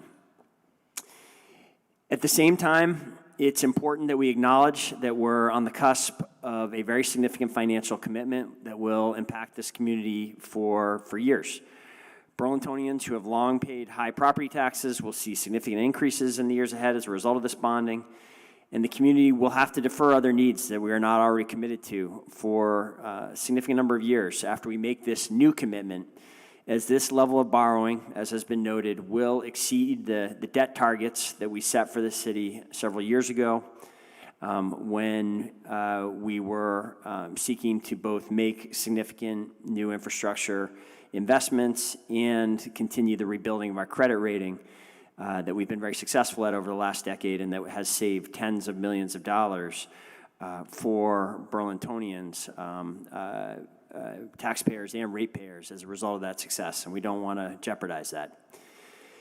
I appreciate the multiple steps that the BSD has already taken to minimize the financial impact of this project, and this project will take years to complete, and we should keep working through that time to advance this work even further. We, the school district and the city, owe it to the residents and property taxpayers to continue to work hard, do everything we can to reduce the ultimate bonding level further beneath the maximum cap that we are on the cusp of voting on here tonight. We also are going to need to commit together, and we've had some discussion as a body about this, and we're going to need to commit together to avoid further general obligation borrowing until our total indebtedness is reduced back within the target levels of our debt management policy. I'm confident that if all of us, me, the superintendent, the school board commissioners, and city councilors, our state representatives and senators, and the design and construction teams working on this project, if all of us remain focused over the next 3 years on achieving construction savings and securing state and federal project funding, we will ultimately be able to limit the necessary new bonding to significantly less than the $165 million maximum authority that is being requested here tonight. I know that the BSD and my colleagues on the council understand the importance of this goal and are committed to it. And to make that understanding and commitment clear and clear to the public, we will also be approving tonight, in addition to the maximum bonding authorization, a new memorandum of understanding that commits both the Burlington School District and the city to continued efforts to reduce the necessary borrowing over the course of the project, and barring unforeseen circumstances, avoiding new general obligation borrowing until approximately 2030. I appreciate the collaboration from the superintendent and the board in creating this MOU. It's required really focused, significant communications and work, and I look forward to much more collaboration in the months and years ahead to see this critical project come into being just a few short years from now. Thank you, Mayor Weinberger. We'll go to Councilor Bergman. Well, I just want to echo, as the father of 2 BHS graduates, the support that I've heard, and also to echo their request and their clarion call for the school department to continue to work really, really hard to get the extra money. The constituents in the Old North End who I represent are stretched. That includes not only homeowners, but renters who are paying outrageous rents. And we need to do everything. And I'm committed to helping you do everything we can to lower that. The other thing is, I have heard that there are still some concerns about the pollution on the site, and it would be incumbent, I think, for you all as well as us to be really clear that we are not going to be throwing good money after bad money. So anything that you can tell us about how the pollution is going to be dealt with, whether there's not any migration of the PCBs or anything like that, so that people can really feel that again, that this is going to be money well spent instead of thrown away. And I'd love to hear a comment on that that would assure people of that tonight. Yeah, we've already, thank you for those words and for everyone's words so far. We have worked really hard to characterize and understand the PCB contamination and how that has impacted the site. We have a very clear sense of the impact on the building and what will be needed to remove and remediate the building, working with multiple different experts who have done this work in multiple states. And so the building, there are very specific rules that we're going to have to follow to ensure that there's no contamination beyond the site. We've also characterized the soils around the site and have a good sense of the PCB contamination in the soils. So we understand where they are. They have not expanded terribly far from the site. So we believe that the removal and remediation is something that we need to take very seriously and is also manageable. So I would assure people that we're going to take every precaution to make sure that the community is safe, that the site is clean when we start to build. Thank you. Thank you. Thank you, Councilor Bergman. We'll go to Councilor McGee and then Councilor Carpenter. Thank you, President Paul. And just want to echo everyone's thanks so far and offer my own thanks to you all for getting us to this point tonight, to this important vote, and just the care that you've shown to ensure that we're being good stewards of city resources and will continue to be good stewards of city resources going forward. I think I share everyone's concerns about impacts to taxpayers, and I just wondered if you could speak a little bit to the changes we might expect with the pupil weighting factors. And I know we don't have complete information on that yet, but in the materials that we were provided on board docs tonight, I think there's some information that would be helpful for folks to hear as it relates to that, and also the sort of window of time that we might be expected to reach peak impact to taxes. Sure. Yeah, I can start. I think it's, I'll kick it to Executive Director Lavery to take that one. Sure. Well, we did publish some preliminary tax estimates, which are on board docs and available to the community. And as we transition into hopefully a phase where we are presenting more information more broadly to the community so that they understand the item that they will be asked to vote on, we anticipate adding to that information, including a suggestion that came from the council about developing a kind of a calculator tool that could help folks understand the impact of these changes, even if they are in a situation where they get an income-based rebate on their education taxes. With respect to the information that we've already published, and Councilor McGee is right, there is, we envision phasing in the borrowing.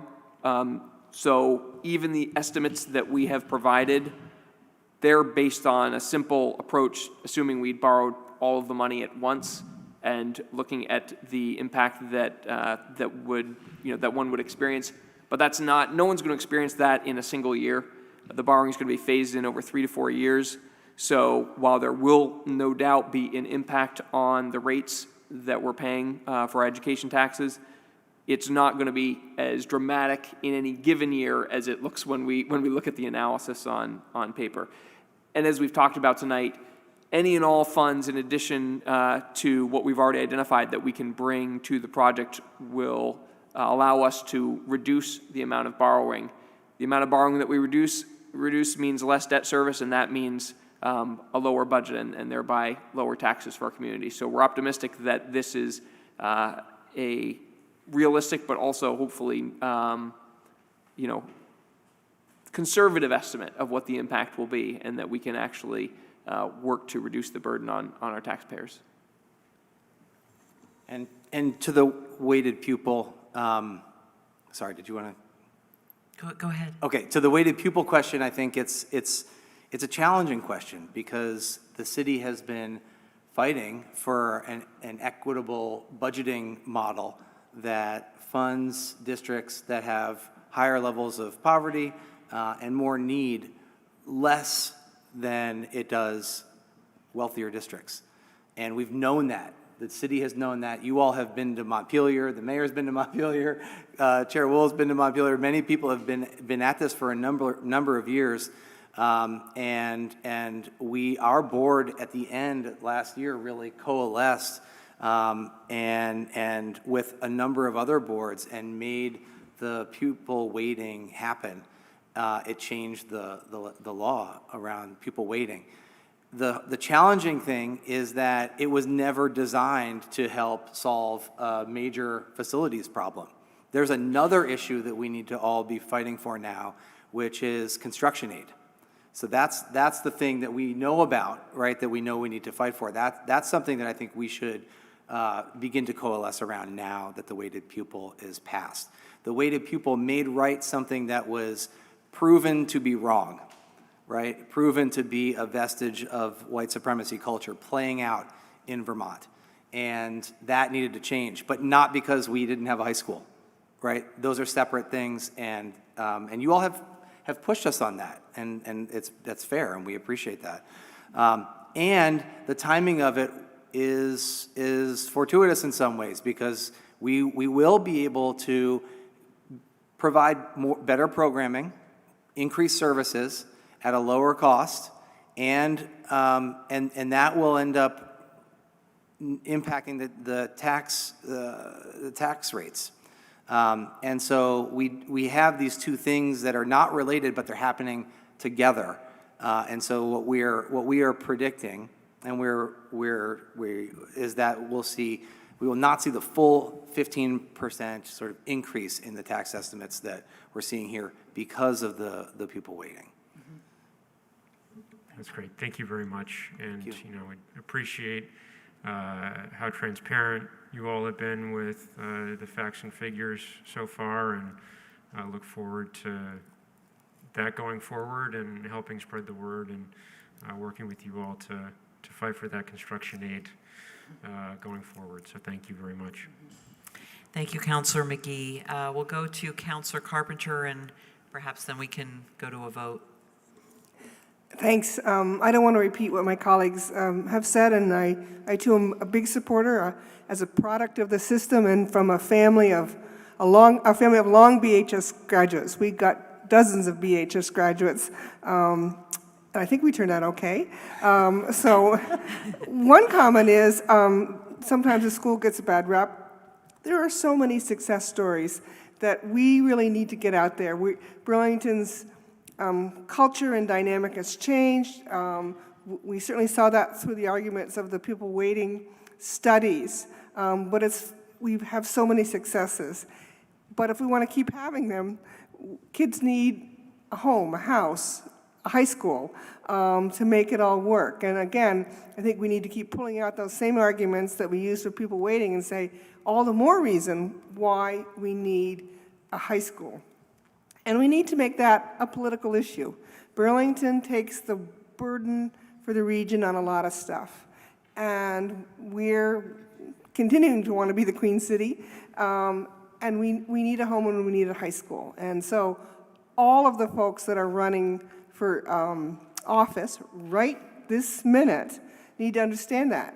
And even if you think you're not from Burlington, you're representing Chittenden County. You're representing the state. So we need to make this, and we need to convince our neighbors this is a political issue.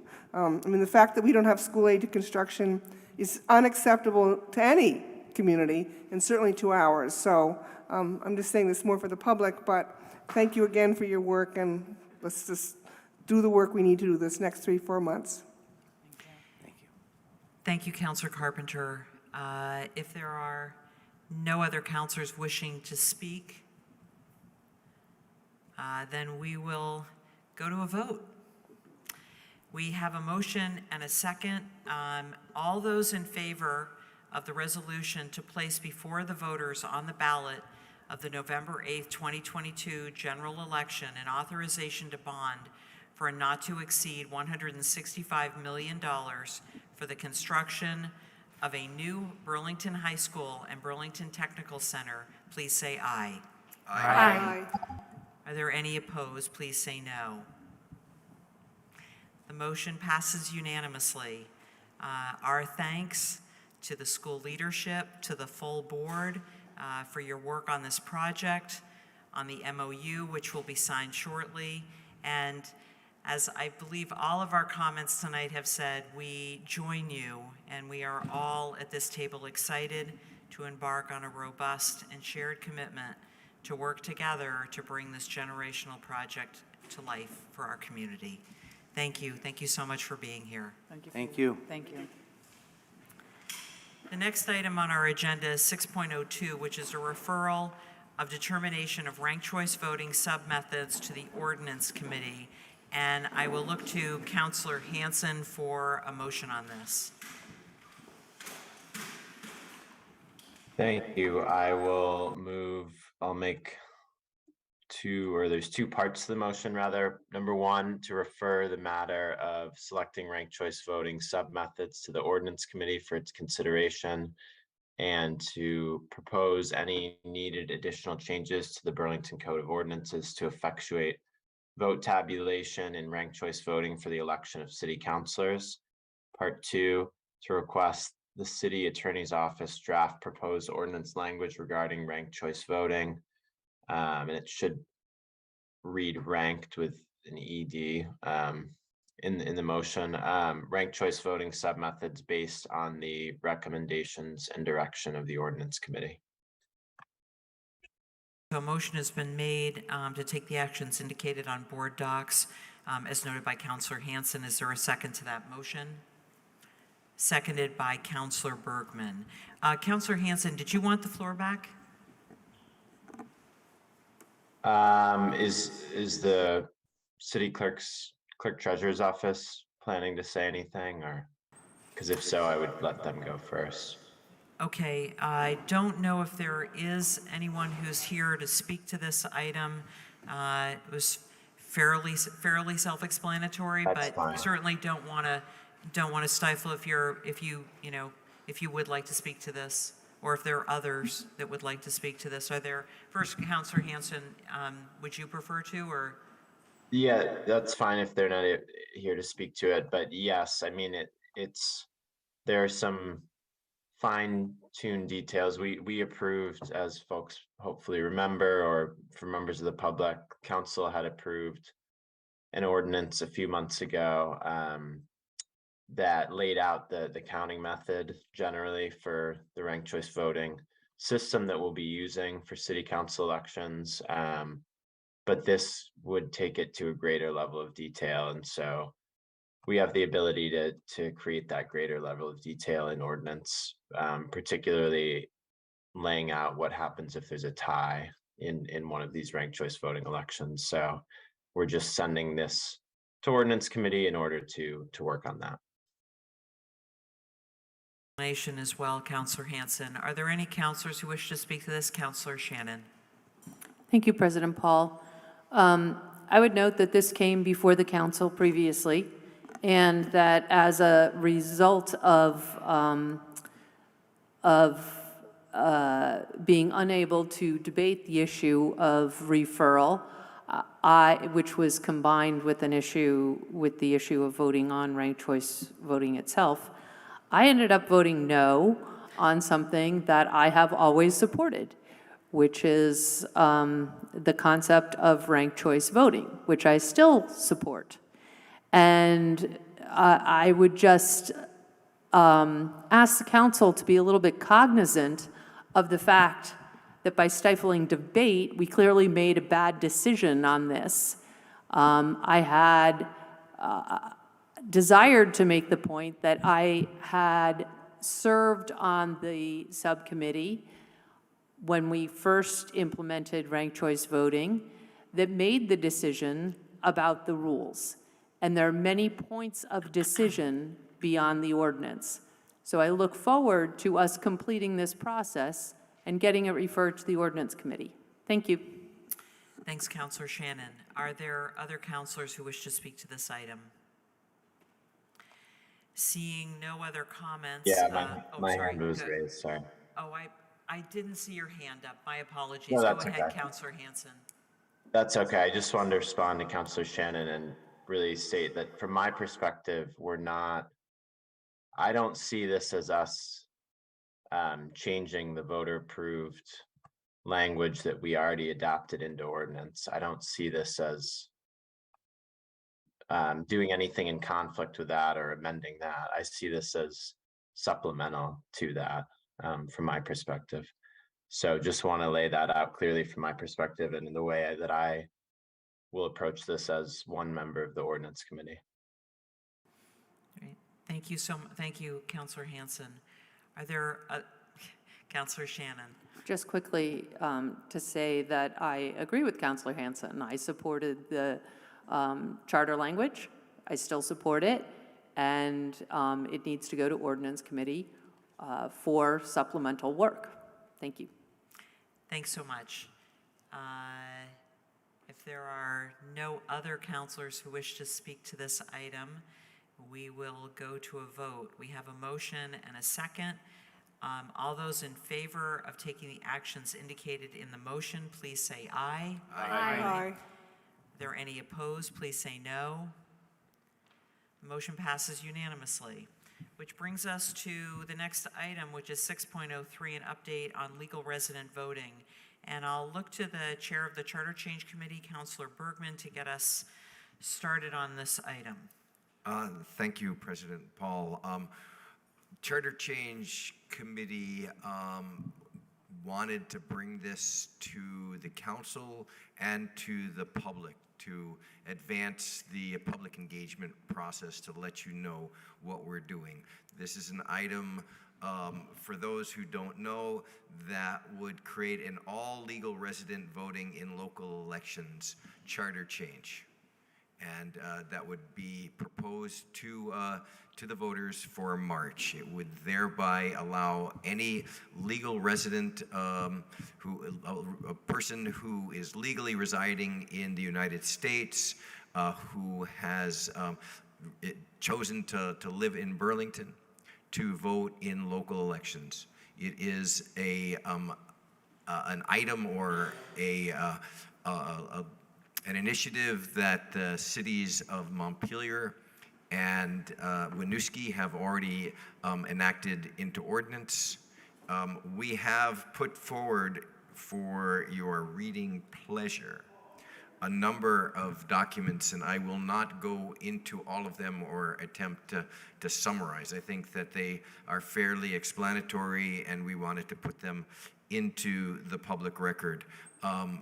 What we really wanted to do was to give you all an opportunity to see what we're doing and to ask questions and to join us in supporting our continued momentum towards a December decision that the council will make in terms of whether or not to put this on the ballot for March, of which I strongly hope that we will do that.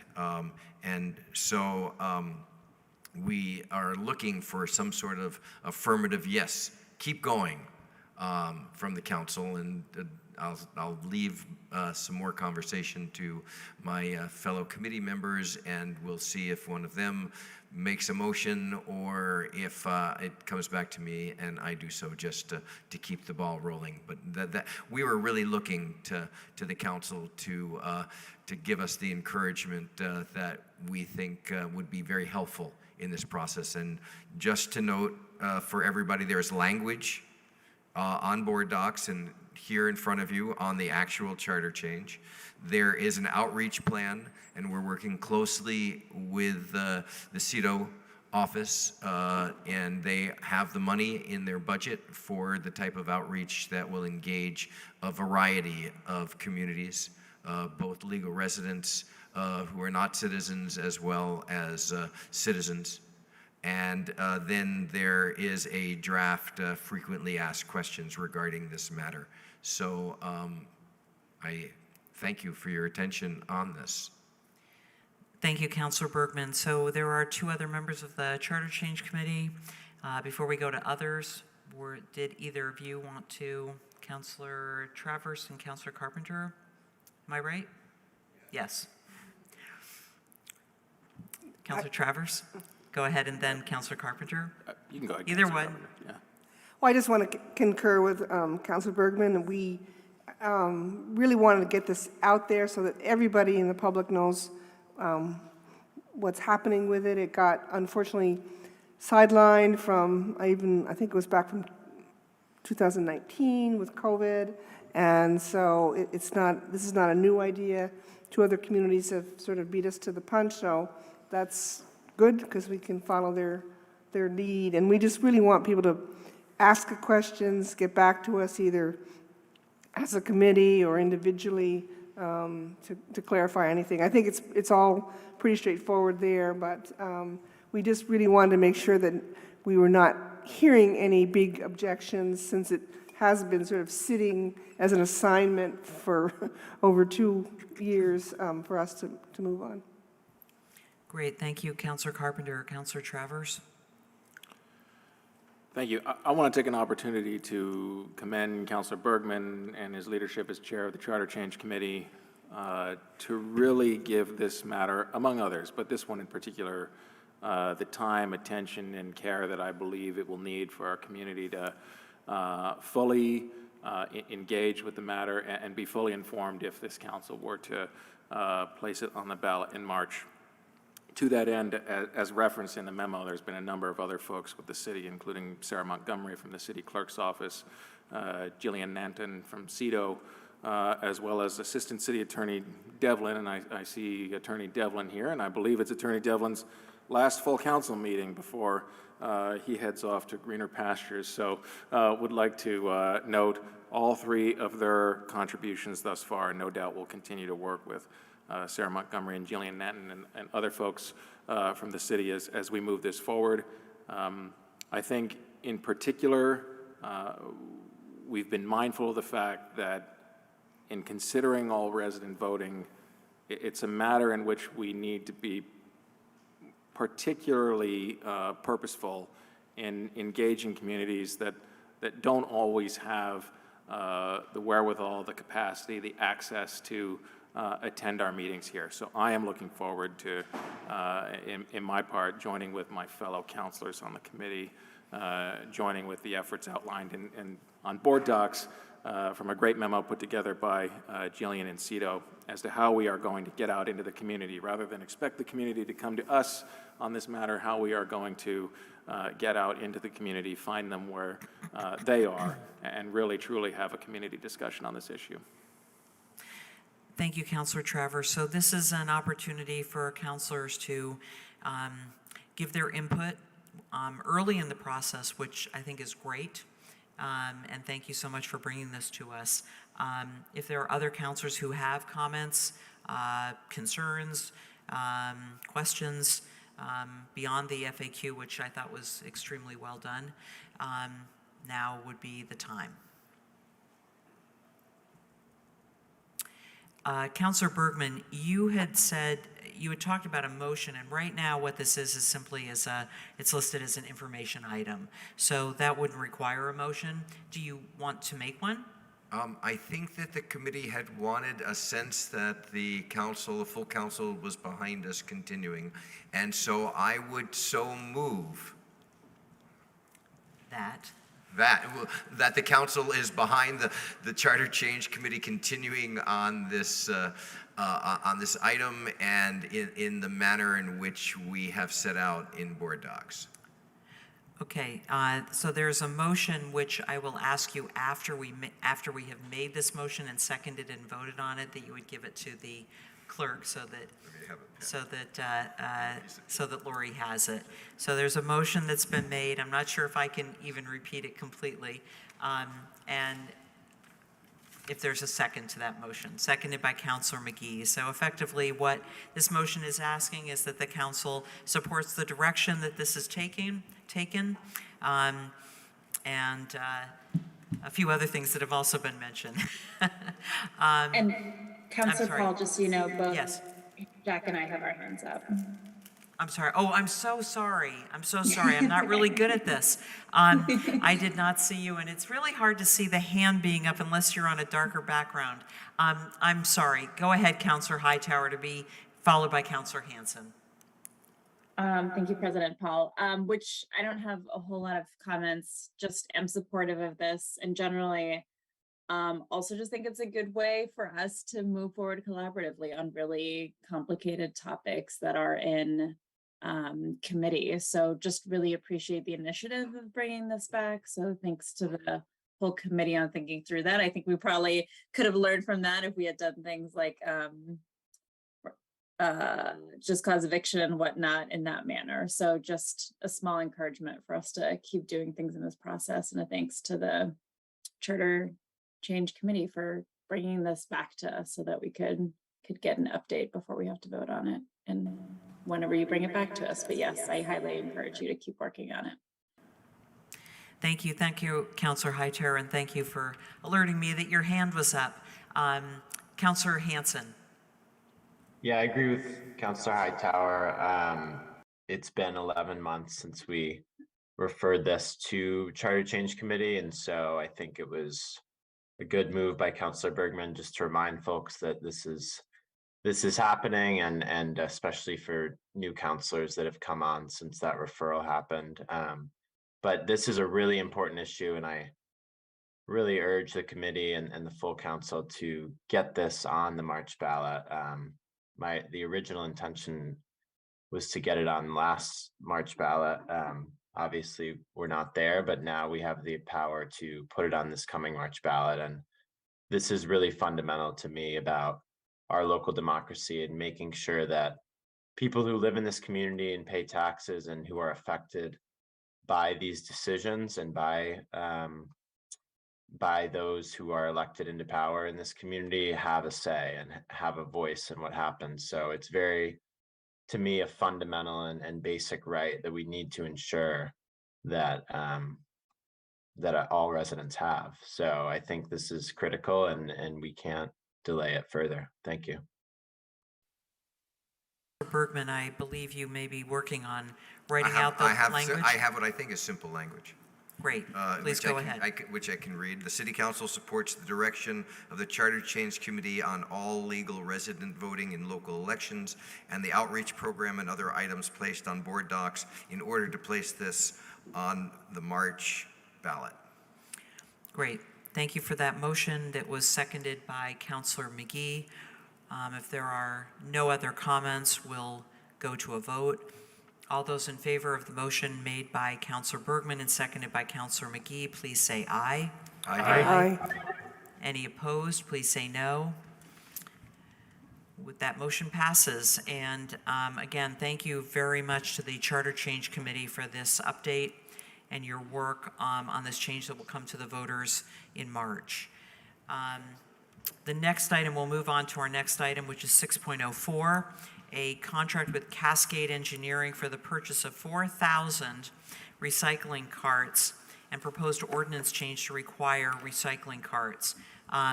Before we go to any comments from our DPW staff who is here, Lee Perry, we'll go to a motion from, we were going to go to a motion from Counselor Bergman.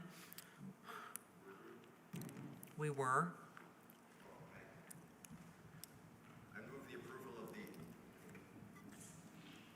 I'd move the approval of the contract and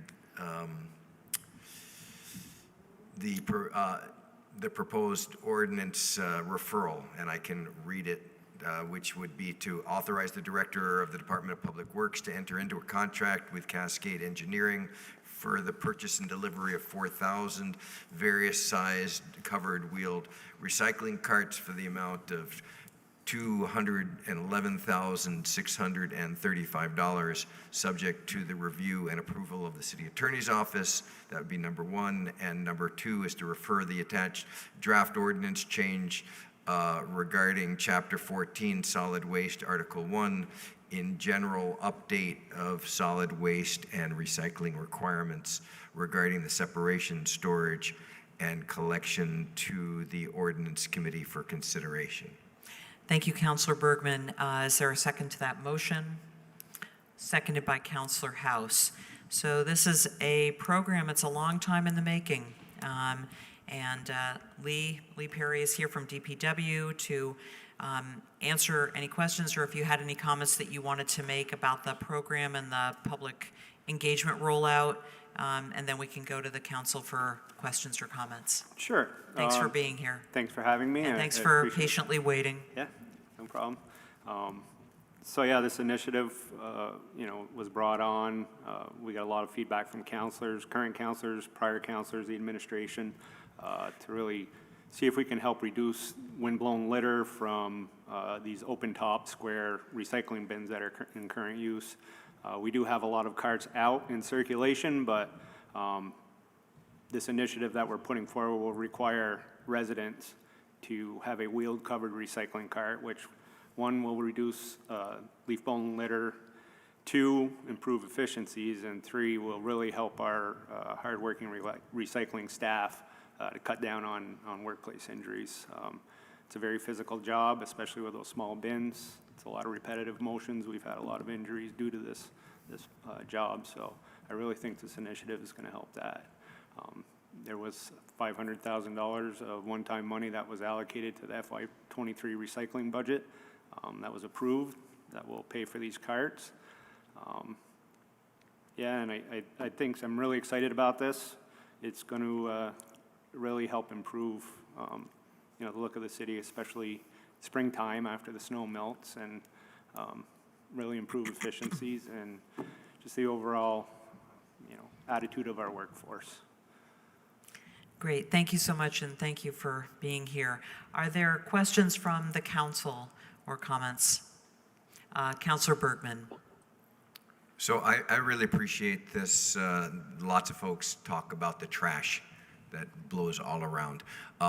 One of the comments that I just recently saw on Front Porch Forum from somebody in my ward related to the overfilling of even covered carts. And it's a serious problem.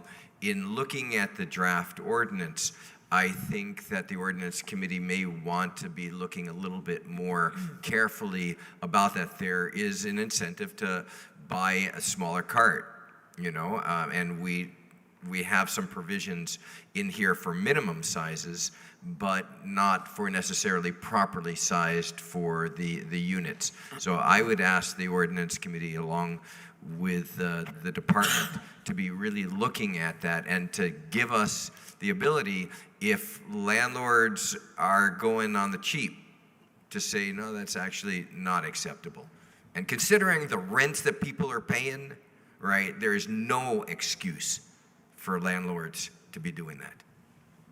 I agree, and that's one of my concerns initially with this ordinance, is the amount of stacked recycling that is wedged in between bins and carts, and I want to eliminate. I don't want to see that. That's the root cause of all this litter that we get in the spring. It snows on top of it. Our guys don't see it.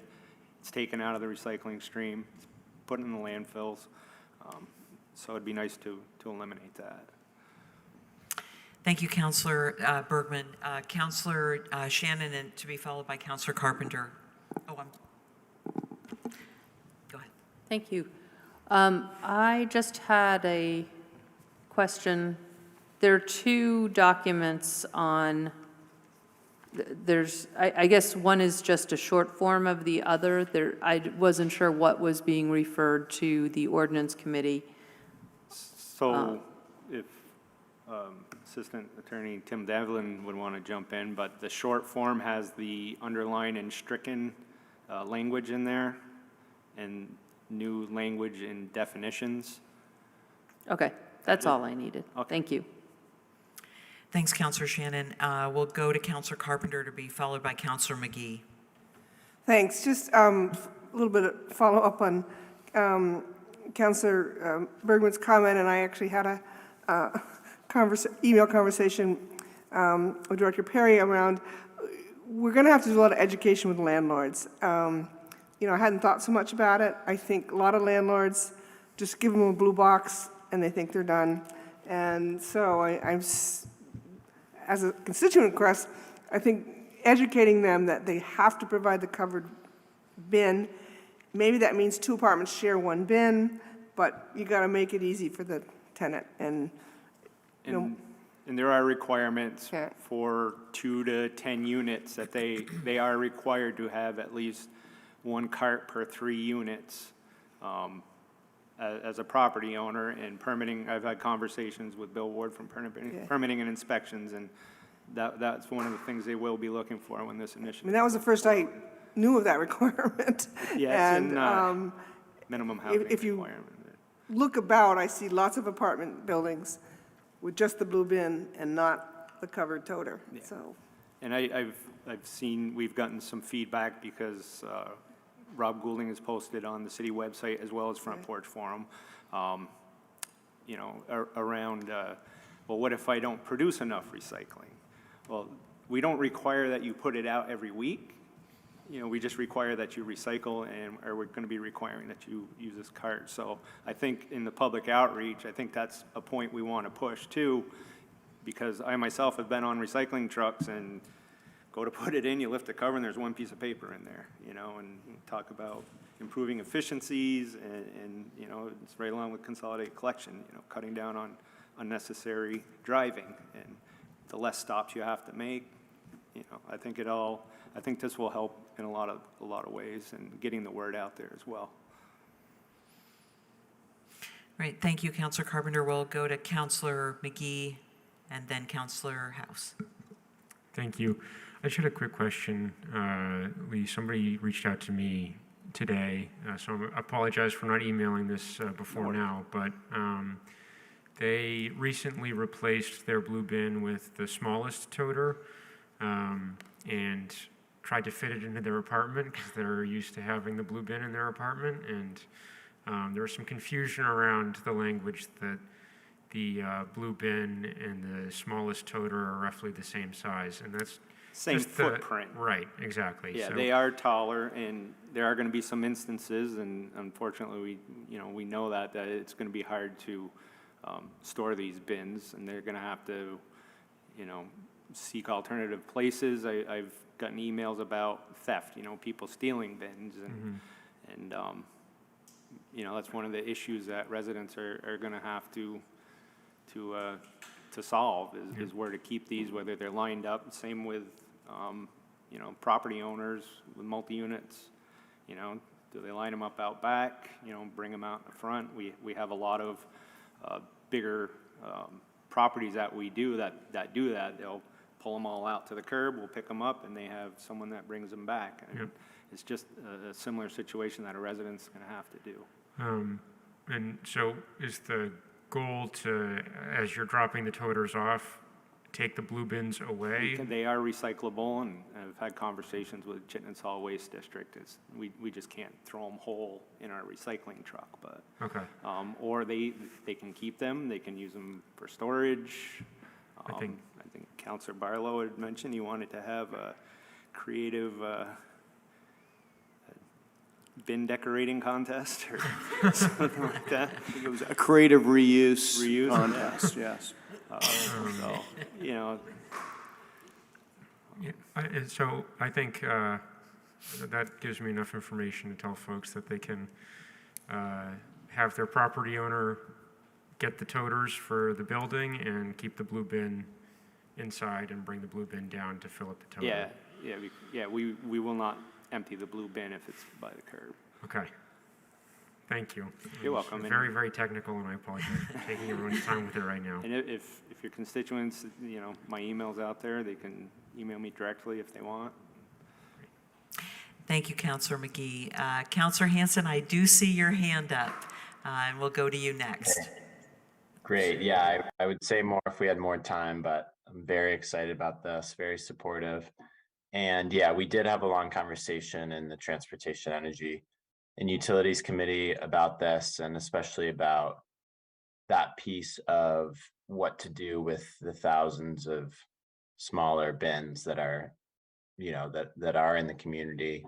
And I think, yeah, definitely one of the main uses, I think, will be just what Councilor McGee said, and this is what we already do in my building, which is each unit has the blue bin, and then we all bring that to a larger dumpster in our case. But I think that'll be a common use. And then we talked about other possibilities and uses for the old bins. So I think it's an ongoing conversation, but I'm really excited we're taking this step forward.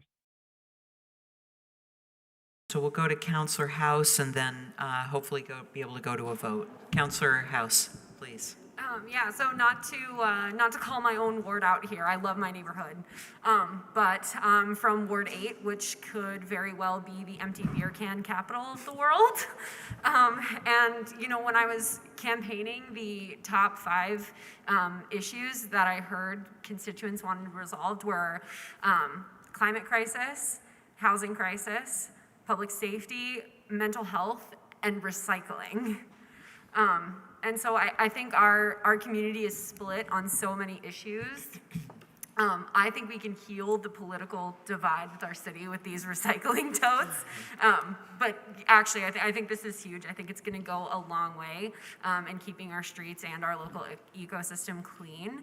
I think we have to make sure that we execute the distribution well.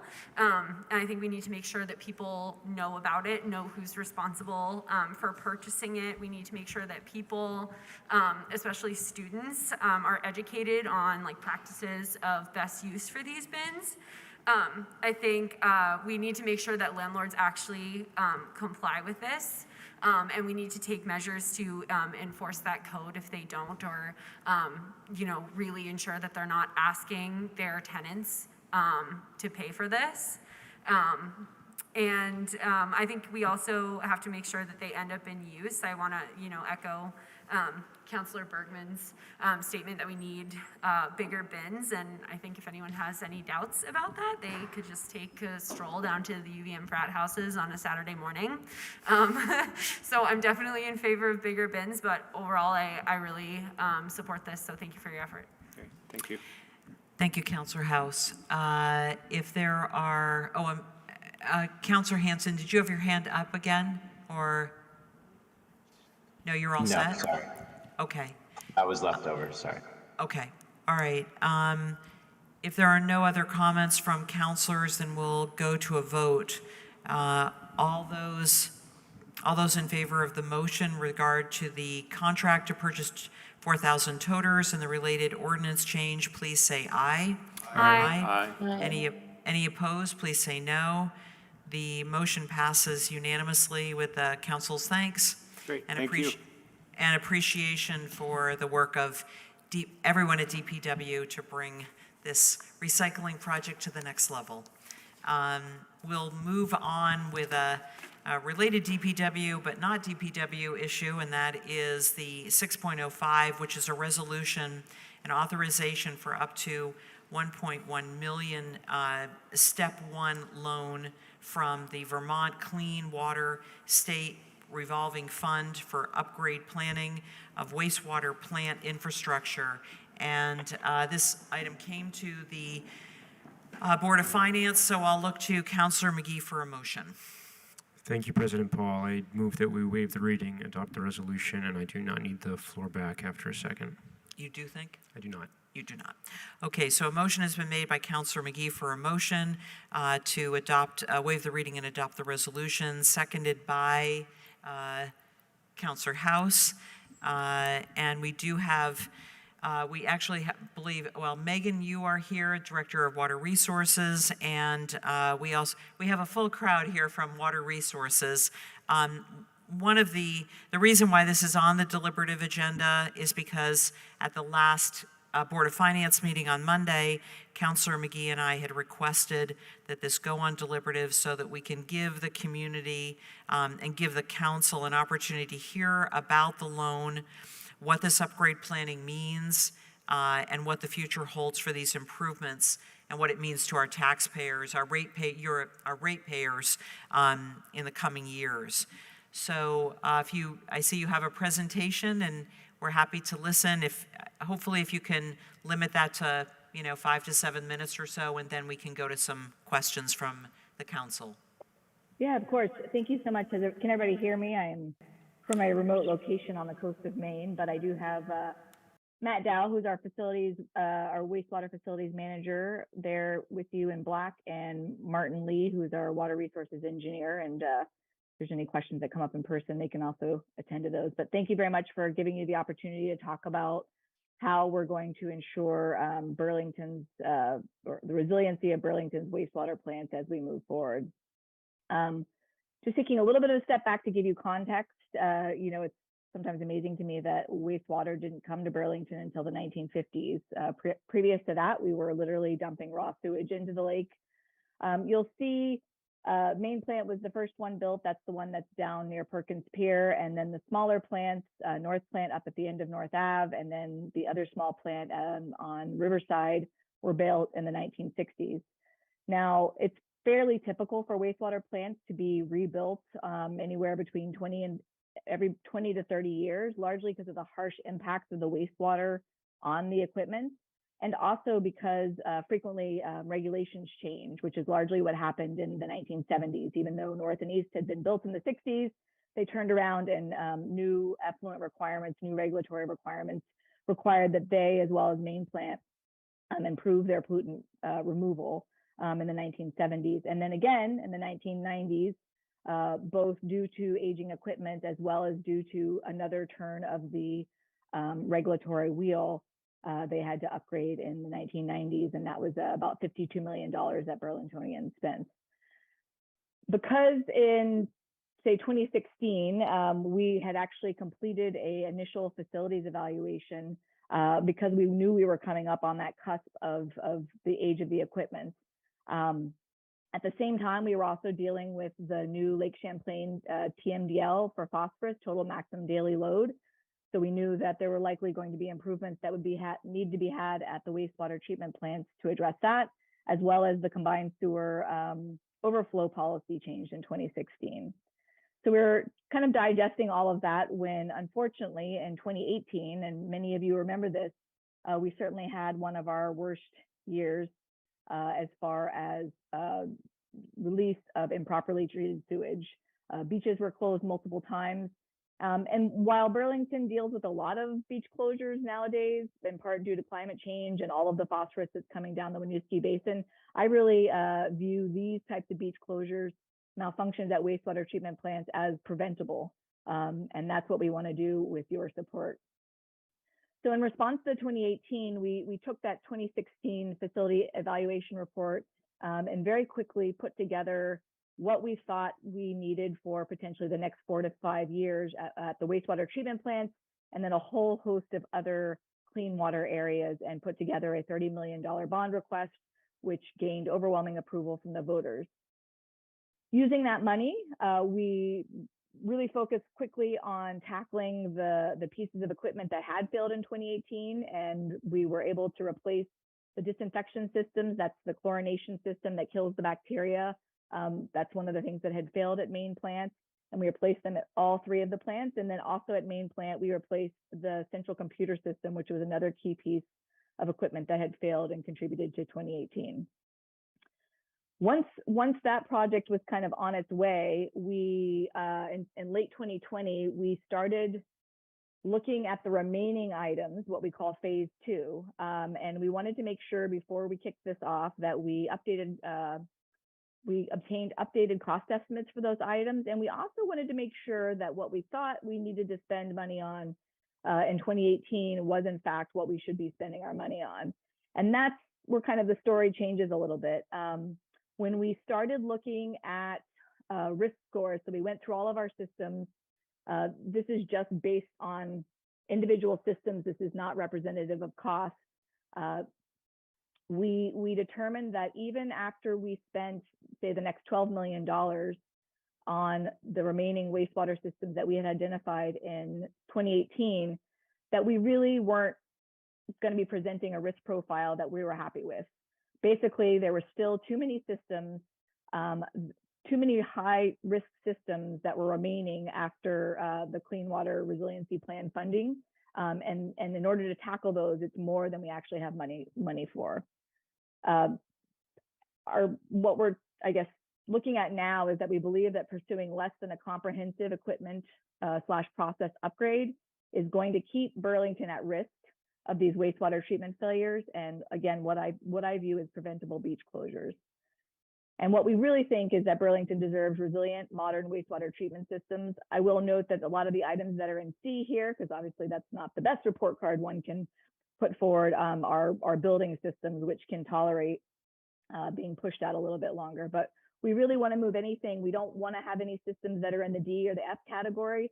That makes Matt's job really, really challenging, really, really stressful, to be walking into the plant not knowing at any given moment what thing might fail and what might result in having to close beaches, which is something that we as water quality professionals never want to do. And so where we're at now is looking at a substantially larger project, one that we've broken out into 3 phases, largely because of when they need to start. You'll see that stage 1 and 2 actually have similar ending dates. And what we're presenting to you today is a request for funding to do preliminary engineering for stage 1 and 2. The request that went before the Board of Finance also involved approving a contract with another wastewater consultant to do third-party review. This project is substantial enough, it's important enough that we want to get as many eyes on it as possible to help you and us make decisions about this important future. We've got a pretty tight schedule here, but some key things that we wanted to bring to your attention. Different from other perhaps DPW projects, there's not going to be a whole long list of project alternatives that we're going to be needing to seek input on from the council or from the TUC, but there are some key ones that we think will want some stakeholder engagement. Specifically, do we do odor control or not odor control? Odor control, which a lot of people request for the plant, is very expensive. We think it could have some long-term economic benefits for Burlington, but that's going to be something that we're going to weigh together with you all. Another key alternative is that we are looking, and I'm pretty excited about this, the possibility of consolidating one of our small plants with one of our bigger plants. While it may be slightly more costly in the short term, it will save future ratepayers money. Every 20-year upgrade that we would otherwise have to do would be much, much simpler. So that's another thing that we'll be wanting to get into more details with the TUC and other stakeholders. And this is all in support of heading to being able to start construction by calendar year 2024 on stage 1. And then the subsequent year, we would start in stage 2 with those finishing more or less around the same time.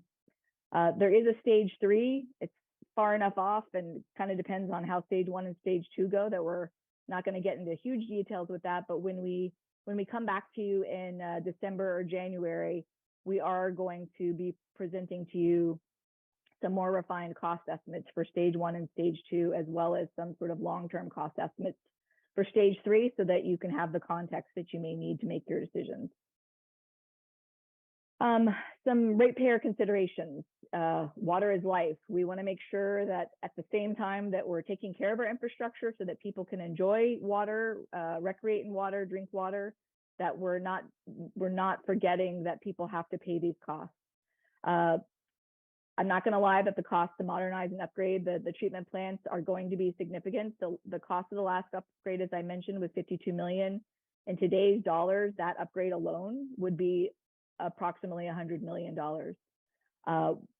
I think we've demonstrated to you through our affordability program and other measures that we're going to aggressively pursue all state and federal funding and low-cost financing for this work. The loan request that we're making right now is through the Vermont State Revolving Loan. loan fund, which has 0% borrowing at this stage, and then should we go to construction, has 2% borrowing costs, which is extremely competitive compared to the private bond markets. We're going to be looking at strategically phasing those investments to spread the cost impact over time, and making sure that in our rate setting that we're looking at enhanced affordability program strategies that mitigate that year-to-year increase for ratepayers and provide that long-term rate predictability. And with that, I think I can be done. Was that quick enough, Councilor Paul? Hopefully. Yeah, no, that was an excellent presentation, and certainly the information that I think Councilor McGee and I were really looking for, so the community understands where we're headed with this. This particular loan is certainly a significant amount, but it is part of a much larger project, and many of these things, as you say, on the timeline will be coming back to us. Was there anything that either of you wanted to add? Thank you so much for being here and patiently waiting for us. I echo Megan's comments. I mean, now we strongly feel that now is the time to do this, since it's been 30 years. This includes modest capacity increase, as well as our ability to meet new regulatory limits. So I don't know if Matt has anything to add, but he also gives great wastewater tours, and I know we really want to get the word out and spread that capability to the community to see the plants in person. I would just like to say that, the 3 plants, the 25 pump stations, they're tired. We have a great crew that comes in every day and tries to do the best that we can. It just is kind of hard sometimes with what we get to work with. So that's kind of why we're here. And like Martin said, and if I think Mark came to a tour that we did in the rain last month. I love talking about wastewater. Be more than happy to give anybody a tour. I'll talk to you for 3 hours, 3 days if you want. We every fourth Thursday currently, at least for this month in September, we're running a tour at 5 o'clock, and I would love to see any or all of you there. Thank you. Thanks so much. I had actually spoken with Megan about possibly doing this as a field trip for all of us, but if you would prefer to do it a few at a time, we certainly could do it that way. So this is a vote today. Obviously, as Megan has shown us on the PowerPoint, there will be many other opportunities. But that being said, if there are councilors who have questions or comments at this time, Councilor Bergman. I think it's incumbent upon us for me to ask the mayor to explain this relationship with this request with the school. I believe I understand that there's no conflict with it, and it's not going to impair our debt limits further, but I think the public really should hear that from you. That's right, Councilor Bergman. The borrowing limitations that we talked about earlier tonight apply to general obligation bonding, which is bonding that's paid for through the general obligation of the city through property taxes. And what we are starting down the road with tonight's with this additional engineering will ultimately be investments that would be made by the wastewater utility, and that would be supported by revenue bonds, which are not supported by property taxes. They're supported by revenues that people pay on their water bill, and that importantly that non-property tax paying entities pay through their water bill. So it's actually it's a significantly different revenue base that supports that debt, and the debt management policy that we were talking about previously reflects that, and is very explicit and has been explicit for years that revenue bonds and other bonds that are not supported by property general property taxes are not counted in, are not included in that, those ratios and those debt targets that we talked about earlier. So, which is not to say, of course, that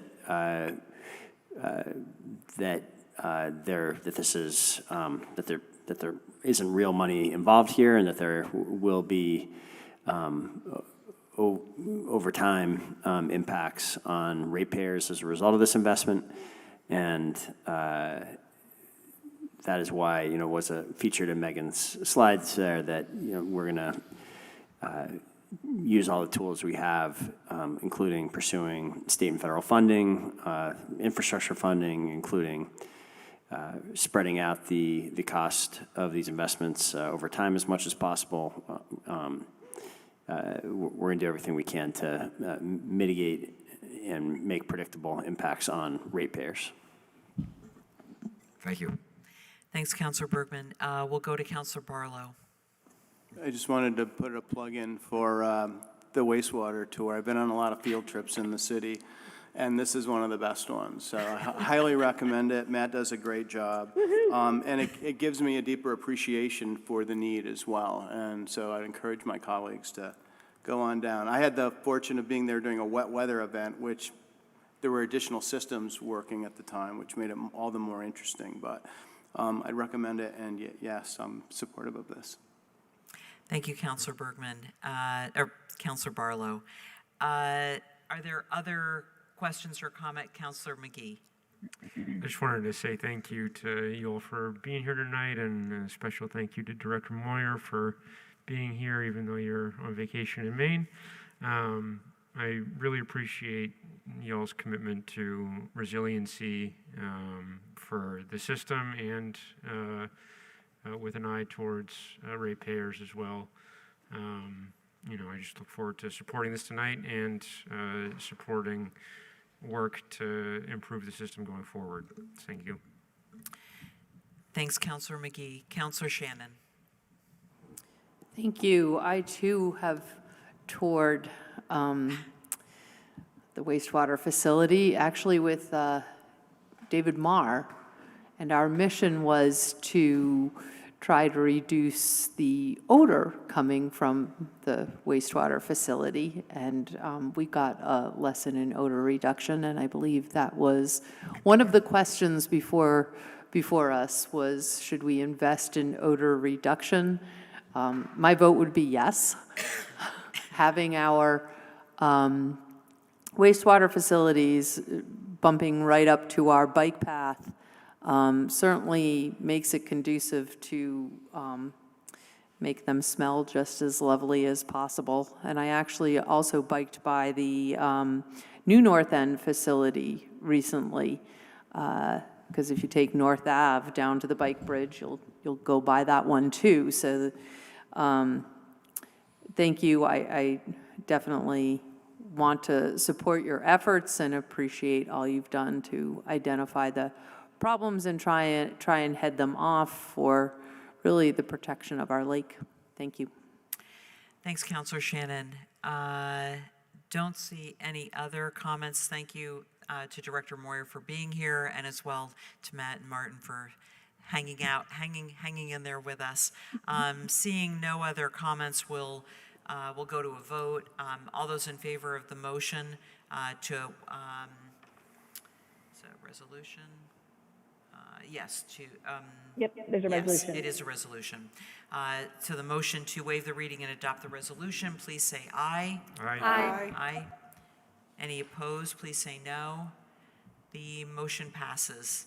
Thank you again. Thank you again to all the three of you for your time. Thank you. We will move on to item 6.06, which is a resolution, the creation of an additional 7-ward redistricting map. And for a motion, I'll look to Councilor Barlow. Thank you, President Paul. I move to waive the reading and adopt the resolution, and I'll ask for the floor back after a second. Okay, thank you, Councilor Barlow. A motion has been made to waive the reading, adopt the resolution, and seconded by Councilor McGee. Councilor Barlow, you have the floor. Thank you. In the interest of continuing our redistricting process and moving that forward ahead of a vote we'll all take on redistricting to put on the ballot next March, we're asking tonight for planning to create an additional map for consideration. This request has grown out of a realization that the maps drawn so far each meet many of the objectives we've set out and have been set out by the ad hoc committee and others. But also realizing that all of the maps we've had so far face challenges in achieving consensus on this council. This latest mapping idea attempts to address specific challenges around keeping the new North End and Old North End wards separated, while also keeping the council size less than 16 members without using the district overlays that we currently have. This would be accomplished by creating a 7-ward map with 5 2-member districts and 2 1-member districts. We have examples of this configuration drawn by citizens. I think they're both here with us tonight. And we're at a point where it would be useful to have an official map for review by the council and the public and facilitate further discussion. And with that, I'm open for questions if anybody has any. Thanks, Councilor Barlow. Are there any councilors who have questions? Yes, Councilor Hightower, please go ahead. I don't have a question. Can I give a comment? Yes, certainly. Great. So, yeah, I know that I think the problem is there's no map that's going to fulfill all of the things that we want. And part of the way this came into being is looking at or thinking about a 6-ward map that, like Councilor Barlow just said, that then still, because the 6-ward map to some extent keeps a lot of the neighborhoods intact that folks wanted to see. But, and at least in speaking to some of the initial folks in the Old North End, they said that they would rather have one counselor than have than potentially have a voting place in the New North End. And I feel like from what we've heard, some of the New North End folks feel the same.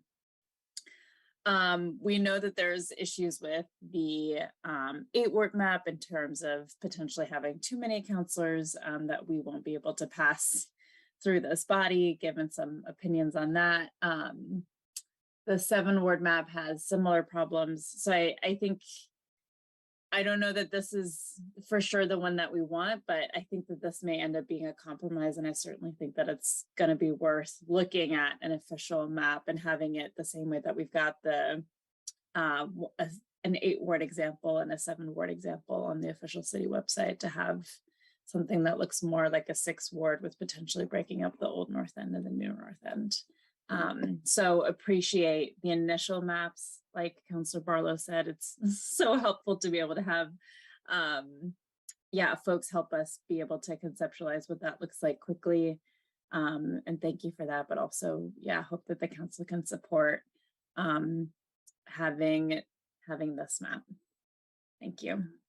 Great, thank you, Councilor Hightower. Are there other councilors that wish to comment on the resolution? Councilor Travers? I want to thank Councilor I just did it too. Councilor Barlow Sorry. For bringing this resolution forward. I think it's also worth noting that there's a number of folks who have volunteered their time from the community to suggest a number of maps. 2 of them are here in the room, and Robert Bristow Johnson and Chris Hazley.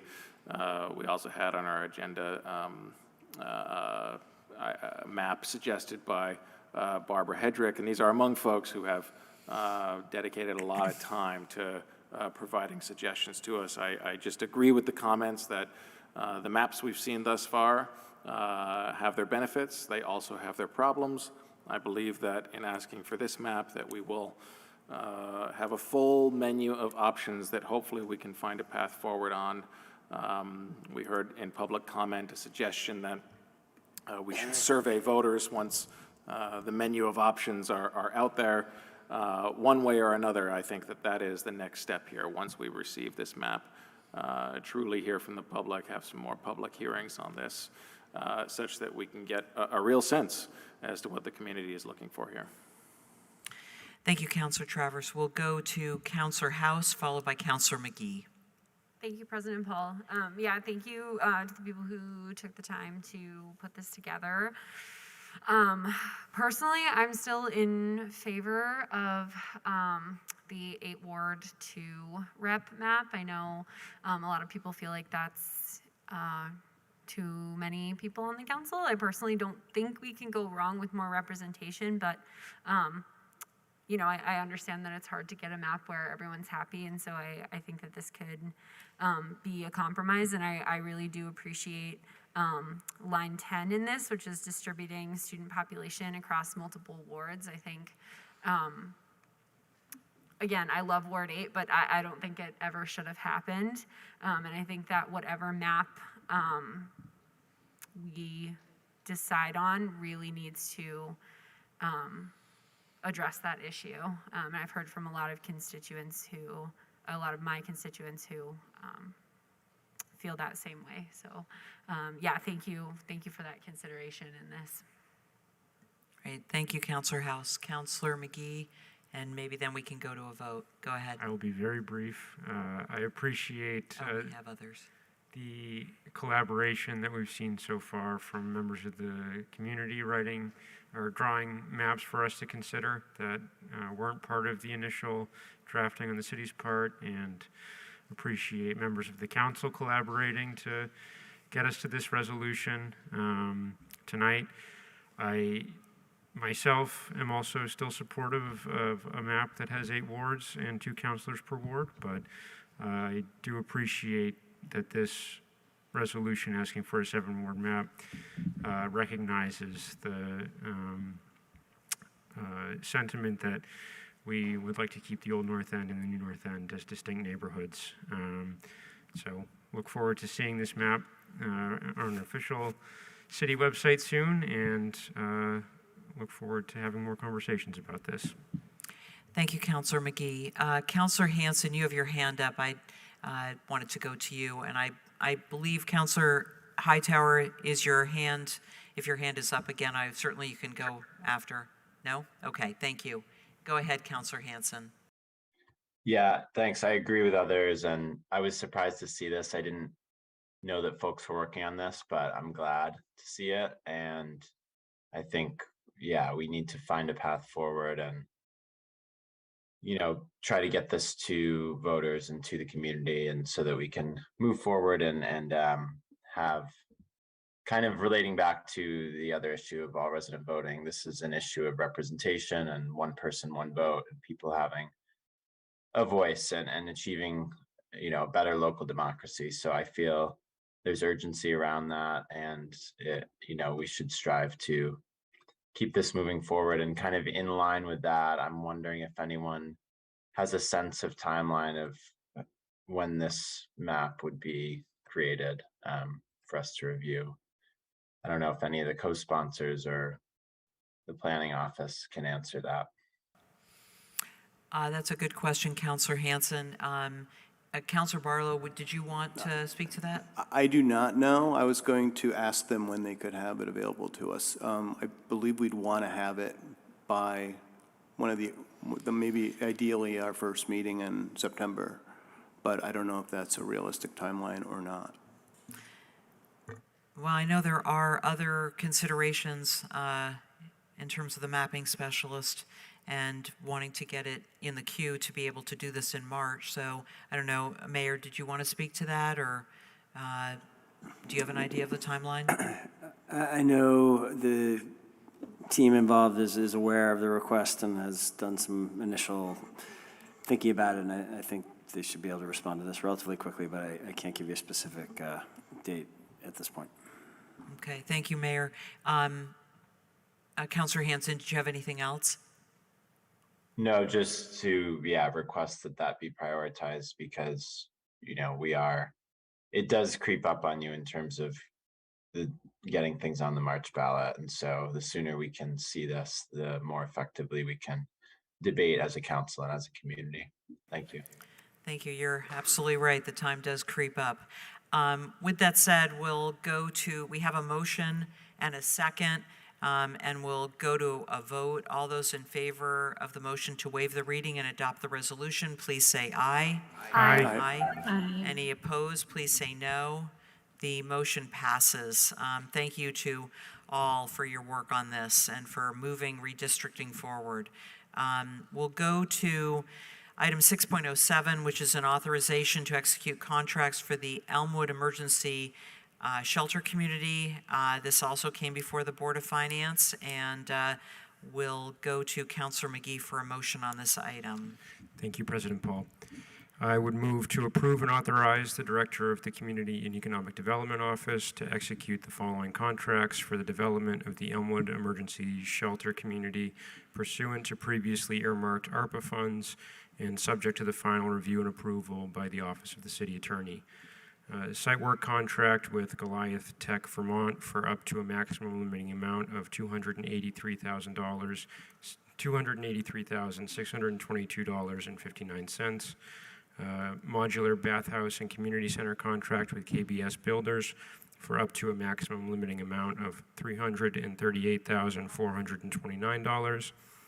Shelter product and community services contract with Pallet with retroactive approval back to the effective date of March 8th, 2022, and with a maximum limiting amount of $215,280. The shelter pod contract with Upend This LLC with retroactive approval back to the effective date of March 7th, 2022, and with a maximum limiting amount of $228,090. And a construction management contract with Second Gen Builders LLC for up to a maximum limiting amount of $420,869, and would ask for the floor back after a second. Thank you. Thank you, Councilor McGee, for reading that long recommended action. So the motion has been made by Councilor McGee, seconded by Councilor House. Thank you so much. We have with us from CEDO, Samantha Dunn and Sarah Russell to discuss this item, answer any questions that we might have. The majority of the 5 items were voted on at the August 8th Board of Finance, and then there was one addition earlier this evening. So didn't know if you wanted to give us any background, or if you just wanted to answer our questions. What would be your pleasure? If you could just make sure your microphone's on, the green button, green light. Push. Okay.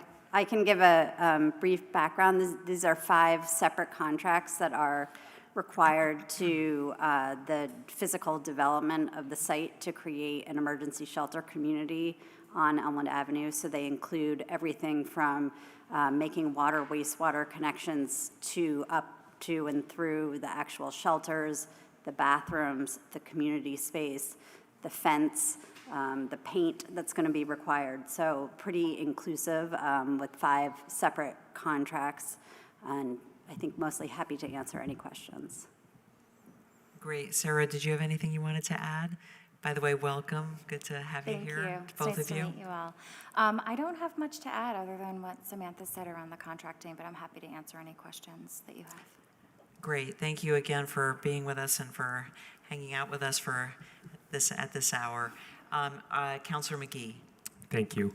And I just want to extend my heartfelt thanks to both of you and everyone else at CEDO who's put in quite a lot of time to get us to this point, to authorize the contracts and finally get the site work started.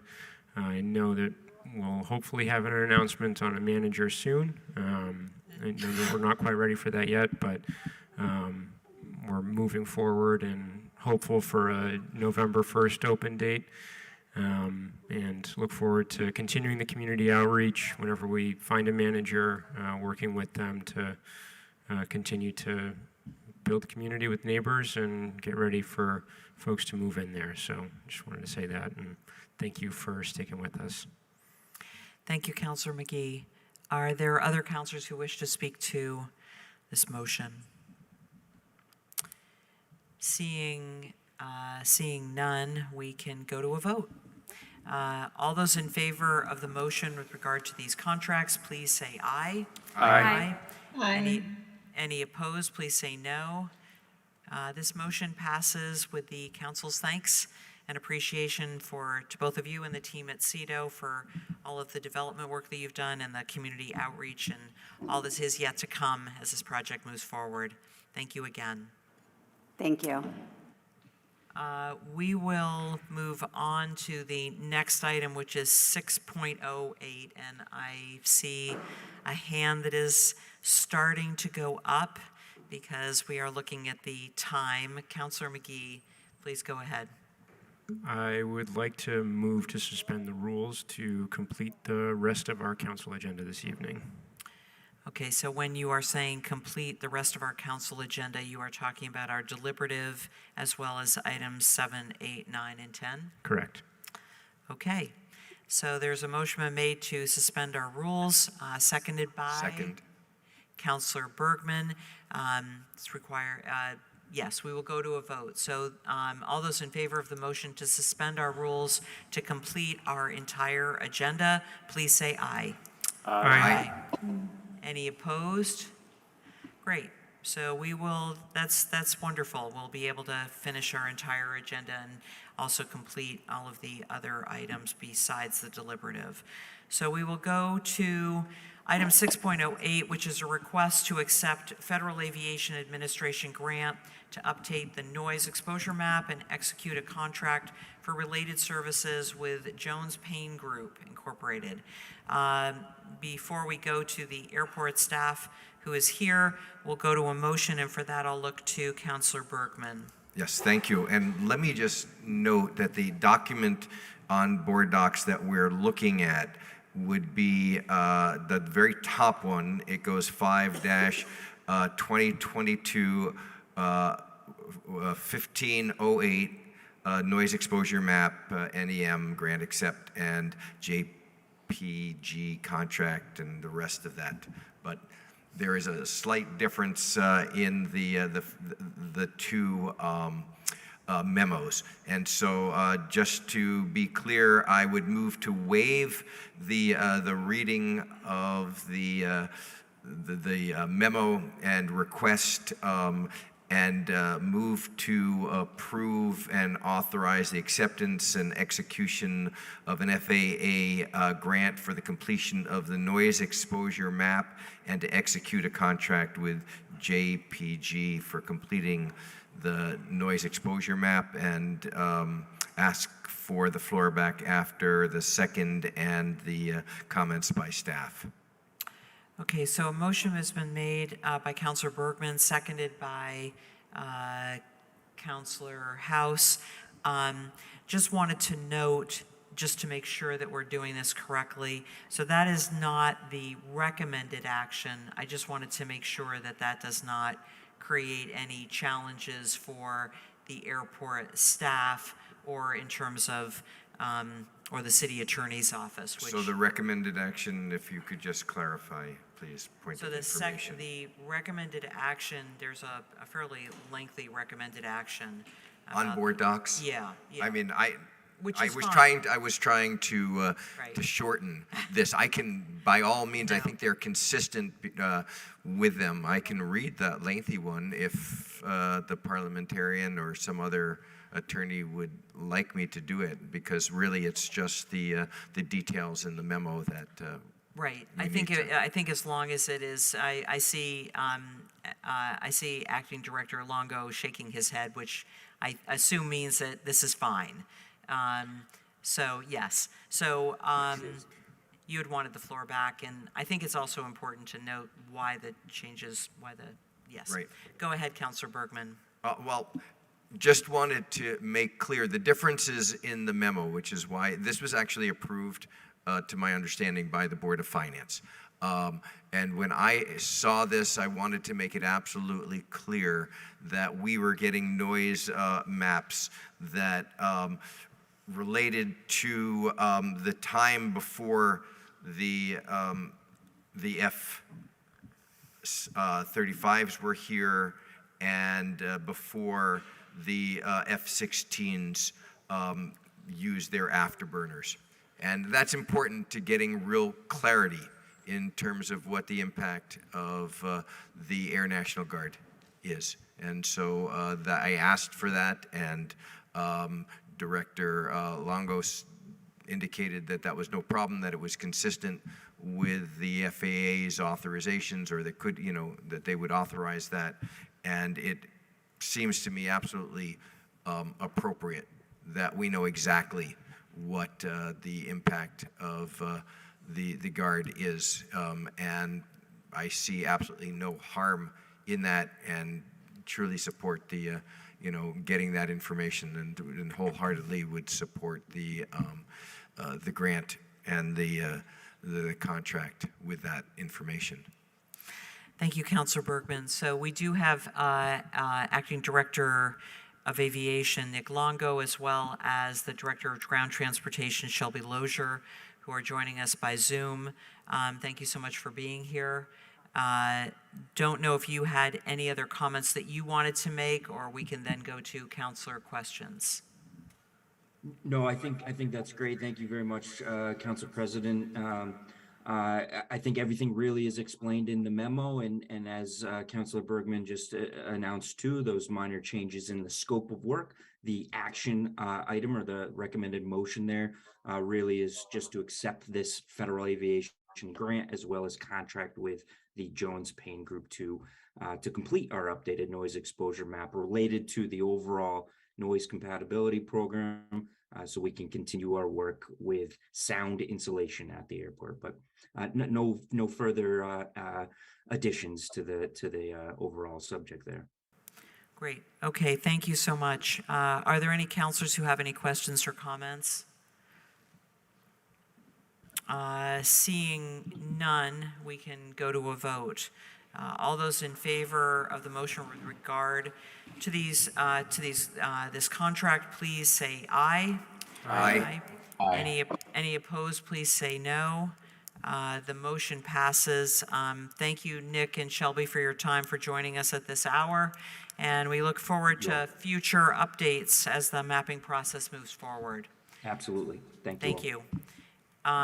That will bring us to item 6.09, which is a resolution, the establishment of the local Cannabis Control Commission. And for that motion, I'll look to Councilor Hanson.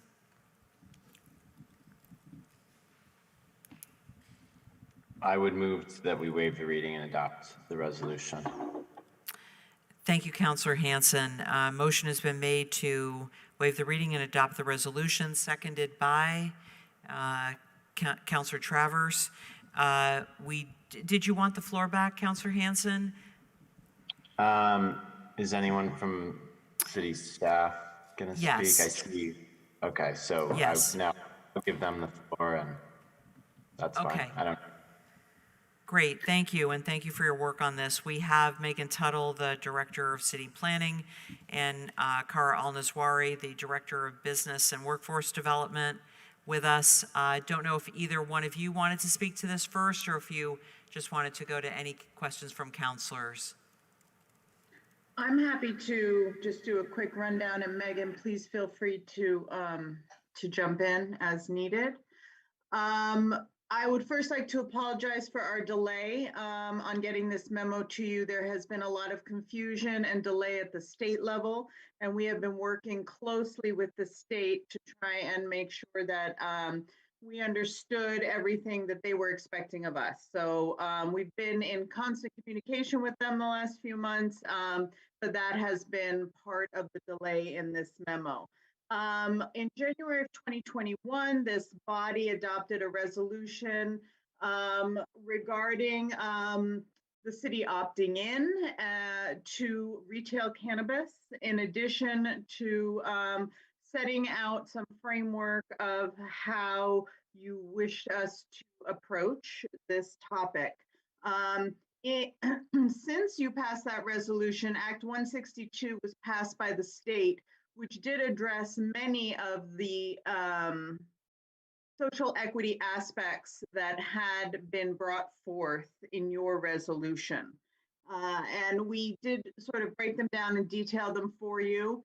And we are still working on a few further items with the state, but the state did create a body that will allow, a system that will, that will allow social equity applicants to come to the top of the pile and be addressed first for their applications. They have also, they are establishing a fund to help BIPOC and social equity applicants and those who have been most hardest hit by our previous war on drugs, to make sure that those applications are well supported, as well as technical and business training to go along with that. I would let Director Tuttle address some of the zoning aspects of this, and then just mention that the final staff recommendation is in the resolution, which is that we create a local cannabis control board that would have a similar mechanism to our liquor control.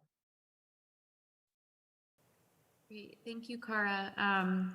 I think just briefly, I'll add, it was not part of the council's resolution initially, but one of the areas that we have been working with the state to better understand how the municipal framework would come into place is just around zoning.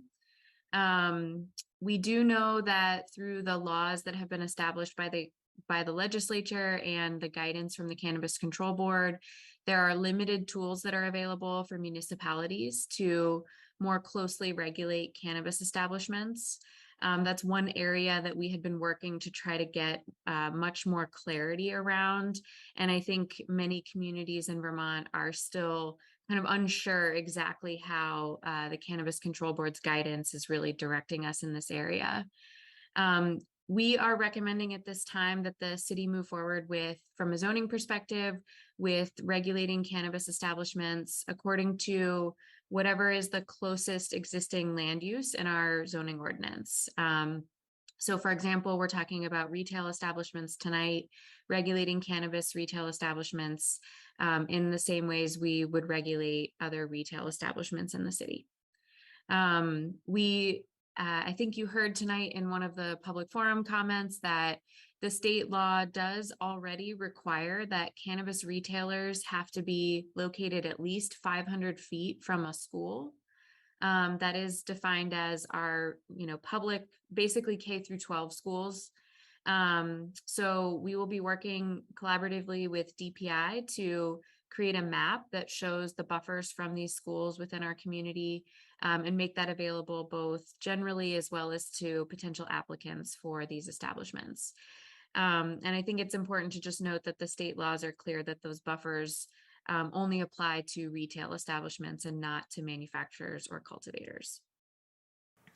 So I think with that, we'll continue to work with Cara and other departments as we start to see applications come into our local Cannabis Control Board, and advise if we feel that there are any other kind of approaches that we may need to take in terms of how the market rolls out here in Burlington.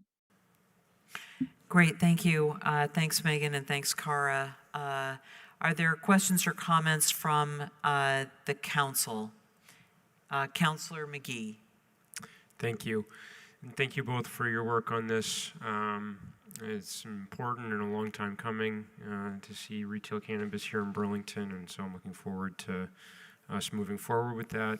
I do have some questions related to, I understand that the state is going to be ready to issue licenses on October 1st for retail operations. I wonder if you're able right now to speak to any sort of timeline from the city's perspective, and if there's any delay from us passing this resolution and to standing up the local control board. I'm happy to take that.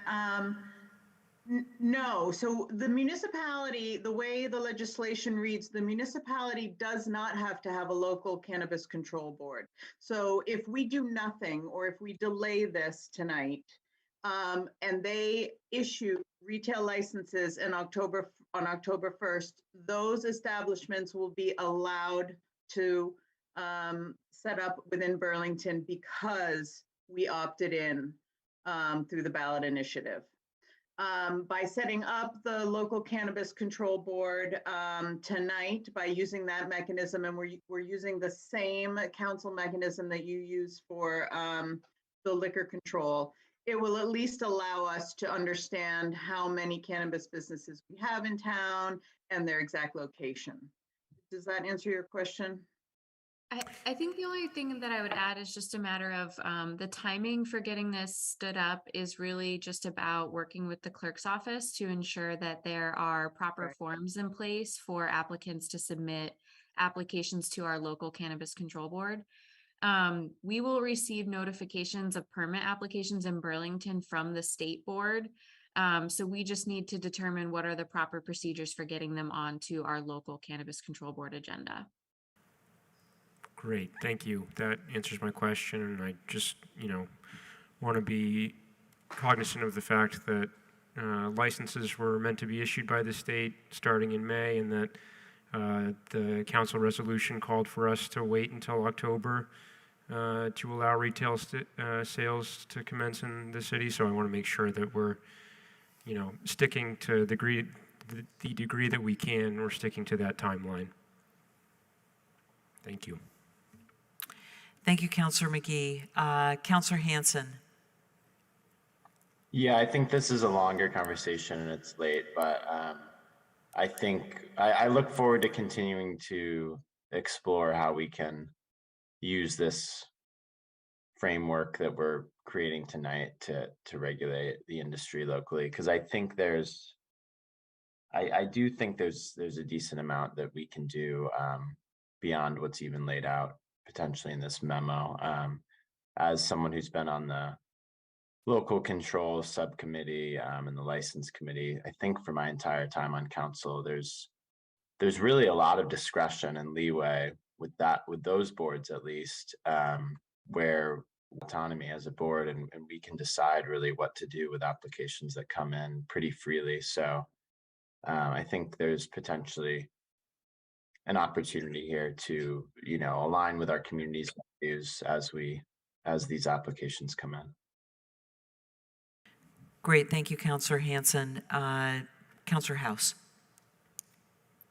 Yeah, this may be, thank you, President Paul. This may be a discussion for a different time. Thank you all for bearing with us at this late hour. So I guess just knowing that certain populations, specifically people of color, have face disproportional rates of incarceration for cannabis-related matters, especially during the war on drugs, as you all briefly touched on. I think it's worth having a discussion about how cannabis and cannabis culture has more recently been co-opted by colonized institutions, especially our government and medical system. And I think it's worth a continued and a deeper discussion about how our government, as an inherently colonized institution, can go beyond recognition and acknowledgement of the issue and actually combat this. And so I guess I'm wondering how the control board, and maybe this is something that you can't speak to right now or you don't have a vision for yet, but how this control board can actually contribute to this. I definitely support it. I think it's a wise decision. I'm just curious some more of the details, if you all could speak to that a bit more. Megan, you and I can take turns. The way the legislation is laid out in the state, they definitely do make an attempt to have this be from the state down, so a very top level. And we have been working with them to try and understand what we can and can't do. And in addition, we have been working closely, and this might answer your question more, with our REIB department and trying to understand from a health equity perspective and from, as you talk about righting the historical wrongs, what methods we could use as this industry rolls out in our city. Yeah, I think I will just echo what you said, Councillor House, is that this will require continued conversation, and definitely look forward to REIB's ability to help us lead those conversations.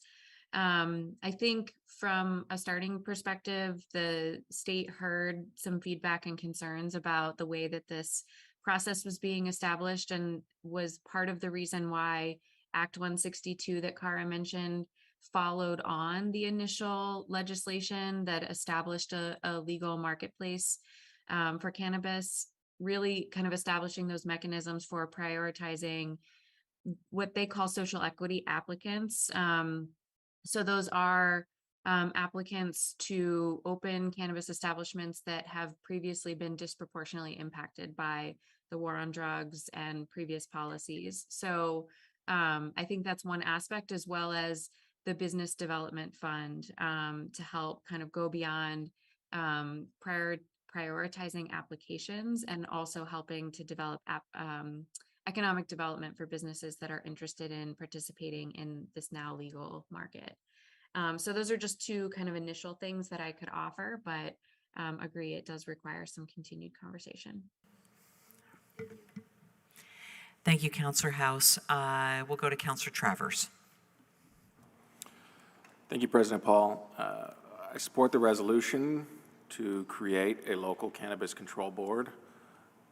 In the interest of fully supporting Burlington applicants, I want to echo Councillor McGee's points about ensuring that we are able to act timely on information received from the state. And just to follow up on those questions, I'm more specifically wondering, does the city anticipate, well, I guess the first question is, has any Burlington applicant received their license, even conditionally yet? My follow-up question to that is, do you anticipate any Burlington applicants receiving their license prior to October 1st? And then I suppose my final question is, if that is the case, I'm mindful of the fact that if we stand up this local cannabis control board, then I am assuming that the license committee would then have to act on any application for that retail establishment to open on October 1st. And I'm mindful of the fact that our last full city council meeting before October 1st is on September 19th. And I'm wondering if staff can speak at all to how that aligns with your timeline and what our expectations are as to when we will receive information from the state. The state has received several applications, I think 4, if I'm not mistaken, but I don't know if we have confirmation.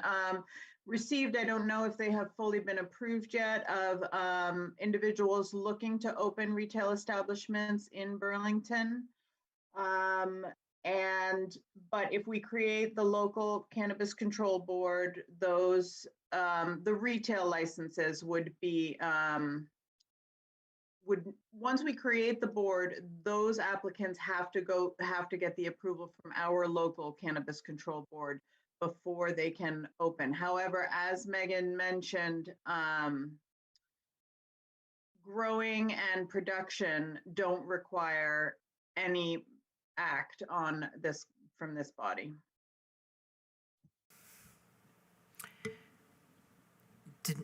Was Megan going to add something to that? I apologize. No, or I if was not, just- not if you don't. Go ahead. It was timeline was the next, which Councillor Traverse, I understand that you're asking us for. And as Megan had said before, we just need to work with the clerk treasurer's office and to have those applicants, if they are far enough along with the state, come to the next meeting. Thank you. Thanks so much. Did you have anything further? Well, if I could just follow up, I'm mindful of the fact that September 19th is 5 weeks from today. And of course, the license committee, which will now serve as the local cannabis control board, will have to meet sometime before then in order for any approval that we provide to a retail store to come back before the full council. And so I would just want to sort of volunteer my own assistance, if at all helpful, but also to suggest that we make sure that applicants understand that if they are interested in opening on October 1, that we're going to have to act as a local cannabis control commission to take the steps to ensure that happens, and we'll have to do it sooner rather than later. Understood. That is certainly true. Are there any other comments relating to this resolution before we go to a vote? Seeing none, we will go to a vote. All those in favor of the motion to adopt the resolution, please say aye. Aye. If there are any opposed, please say no. The motion passes unanimously. Thanks, Cara and Megan, to both of you and your staff for navigating with care this new area of business development. We'll look forward to further work as this goes forward. And thanks for sticking with us to this late hour. We have 3 last agenda items. The first is a public hearing, followed by a vote on 2 ordinances in the public relating to the public hearing. So with that, we will open the public hearings regarding ZA 22-3 steep slopes and ZA 22-05 Burlington High School rezoning or zoning. Anyone wishing to speak to either of these ordinances, you can do so either by raising your hand on Zoom or in person. And we'll wait just a minute to see if there's anyone that wants to speak in the public hearing.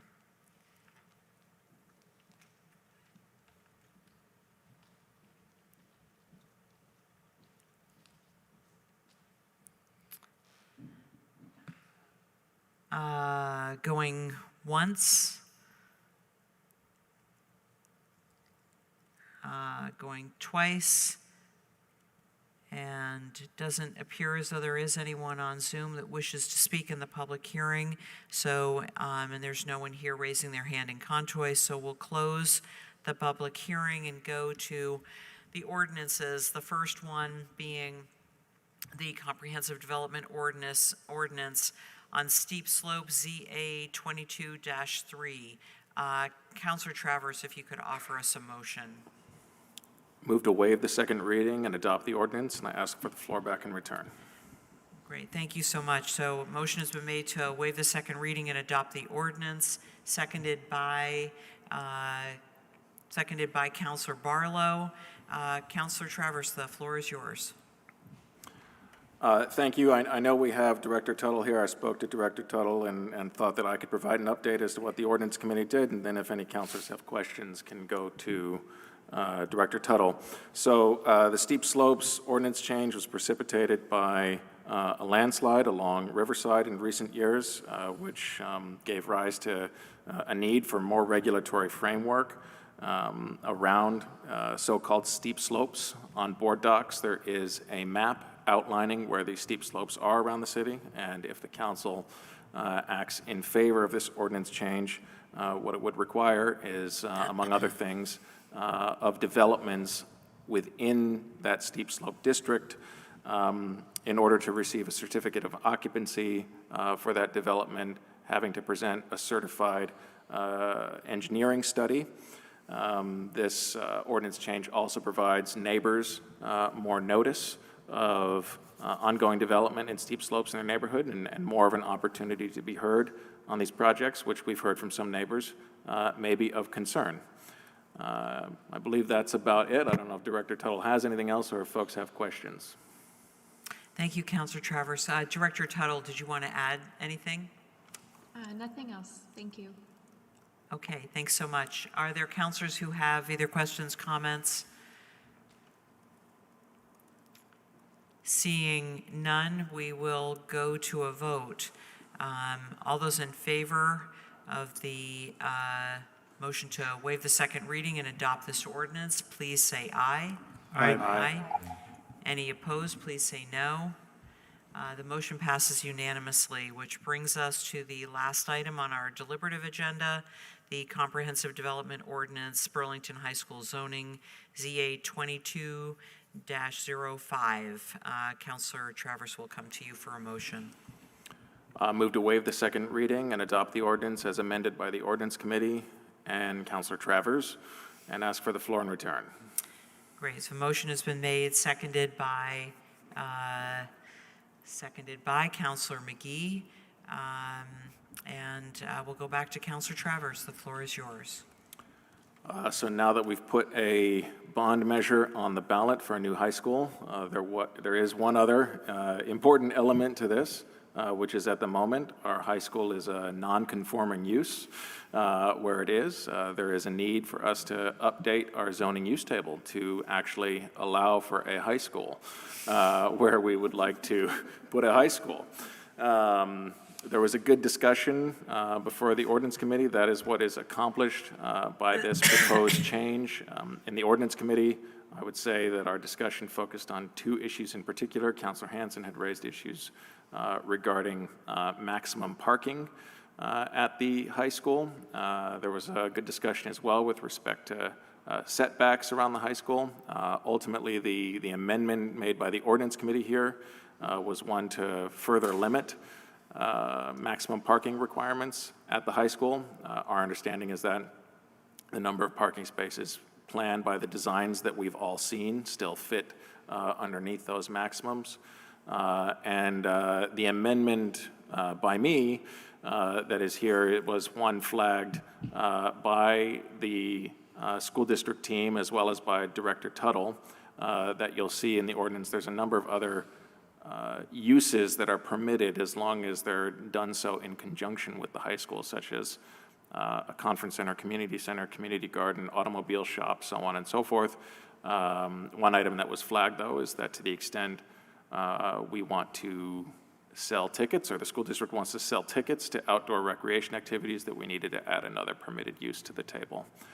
So that is what is accomplished by this proposed change. Thank you, Councillor Travers. That's an excellent summary. Planning Director Tuttle, did you want to add anything to that? The one thing I'll just note is that in order to achieve the goal that Councillor Travers mentioned of allowing the school as a use in this district, is that we are also proposing that the district be changed to an institutional district and that we apply a specific zoning district with special standards for the high school itself on top of that. So that's the kind of key change that helps us achieve enabling the school. Great, thank you for adding that. Are there any counselors who have any questions or comments on this ordinance? Seeing none, all those in favor of waiving the second reading and adopting the ordinance as amended by the Ordinance Committee and Councillor Travers, please say aye. Aye. Any opposed, please say no. So that motion passes unanimously, and that completes our deliberative agenda. Before we go on to item number 7, we can recess the council meeting and go back to the council with Mayor presiding. I believe, Mayor Weinberg, are you ready to do that? Yes, I think we are prepared to continue the conversation, and the parliamentarian has been reviewing quite a few different elements of the charter and the rules and is ready to make a ruling. All right, so we're recessing the council meeting at 10:57 and opening the council with Mayor presiding meeting at that same time. Thank you, that's right. Yes, we are back in to be clear, the council with mayor presiding meeting is reconvened at 10:55, and I will hand over. So when we recessed, there was a question as to whether the 6 to 5 decision to appoint a commissioner was sufficient, or whether there needed to be a majority of the body, not just those members present, and I believe the parliamentarian is ready to issue a ruling on this.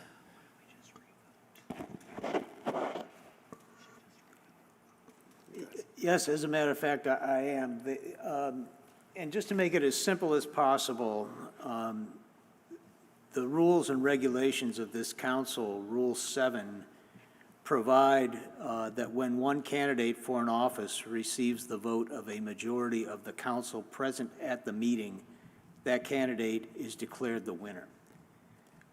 So it's my ruling that the vote of a majority of the council present at this meeting, provided that there's a quorum, is sufficient. We could backtrack this. There are other provisions, but I think that is the operative provision. Thank you. Appreciate that you, again, are being asked to fill in and help us sort our way through in this role. Given that ruling by the parliamentarian, I think we have elected a point. I think we have rendered a decision on the filling of this commission appointment, and that Julia Randall has been, will be the planning commissioner for the term that I believe expires in the term we've been discussing. 25, I think is what it was, but I don't have it back up. Go ahead, Councilor Shannon.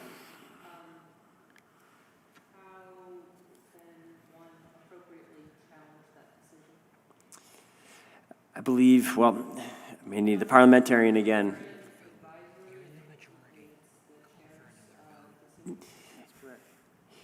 That's right, and I am persuaded by the materials that the parliamentarian has shown me. There was a concurring, although for slightly different reasoning, email that I've gotten from our from Kim Sturdivant and Jared Pellerin as well, who are watching the meeting and looked into it further. So I'm satisfied that that my ruling is going to be that we accept the outcome of the 6-5 majority vote.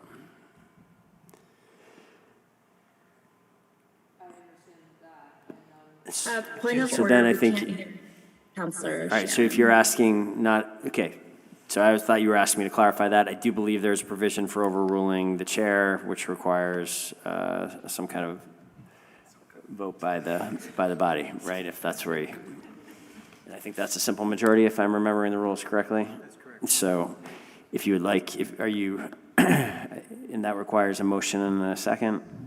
That's right. Okay, so if there's a desire to go that direction, is there, are you signaling a desire to appeal the decision, Councilor Shannon? Yes, and I'd like to make such a motion and explain why. Okay. Is there a second for that motion?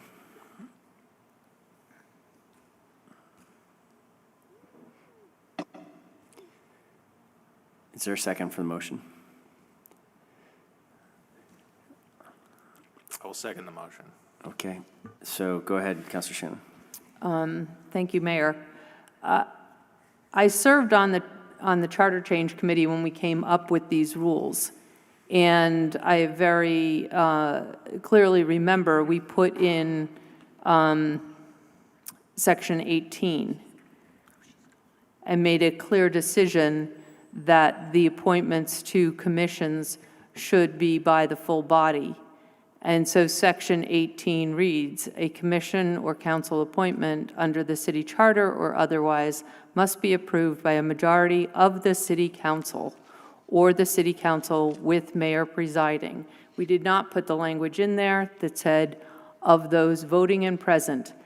At the time that we created this, we were extremely cognizant of the difference because we had gone through the charter change process of creating the language that for most of the actions taken by this body, it would be ruled by those voting and present at the meeting, not by the body, which is how all other bodies in the state of Vermont work. We made an exception so that we could pass our legislation just with a majority of those voting. But when we created these council rules, we made a decision that in order to elect somebody to a commission or a board, we needed the full, we needed a majority of the body. And it's reflected here in this language in Section 18.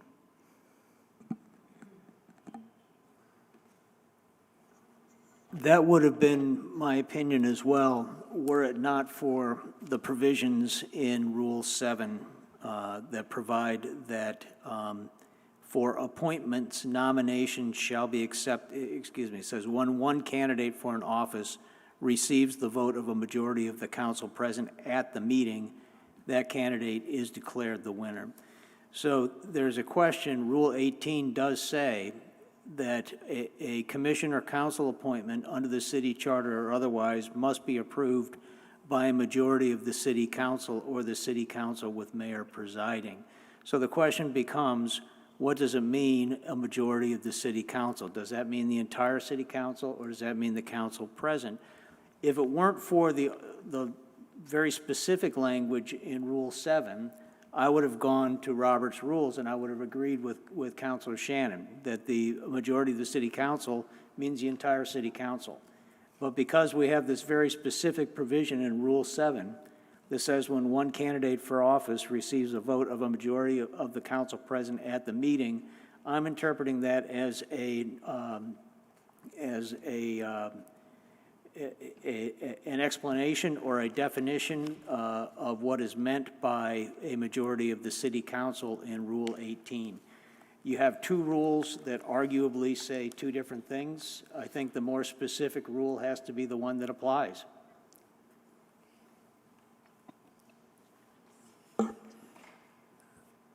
So I believe where we are is that there's been a motion to an appeal of the ruling of the chair and a second. Is there further discussion of the appeal?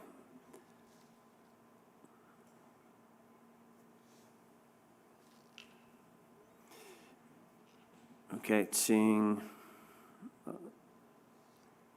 there's no further discussion, I think we will go to a vote, and this is again a simple majority vote on the decision to make the appointment based on the 6-5 vote. All those. Point of order.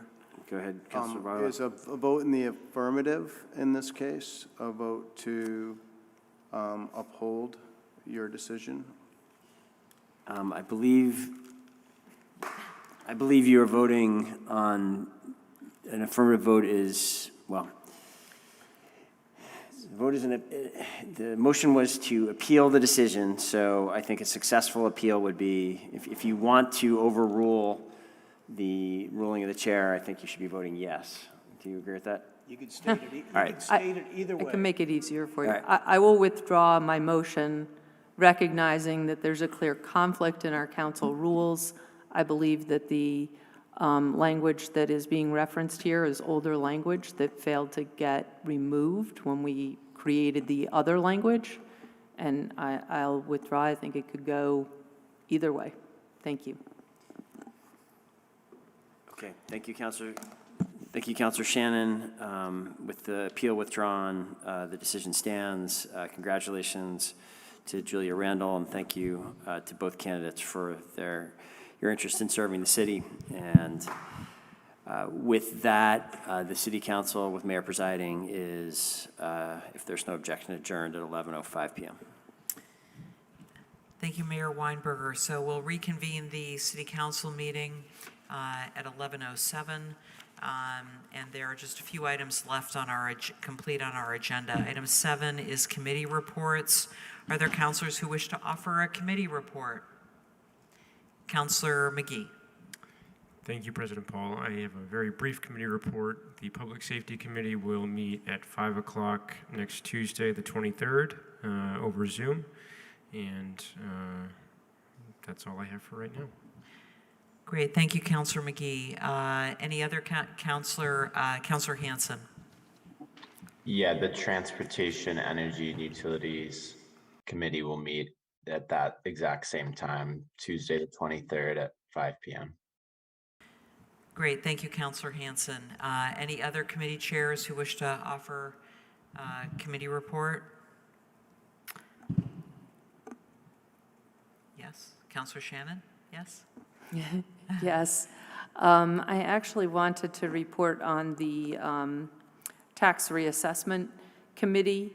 There are 2 public comment sessions. The first is Thursday, August 25th at 2 p.m., and the second is on Thursday, September 22nd at 6 p.m.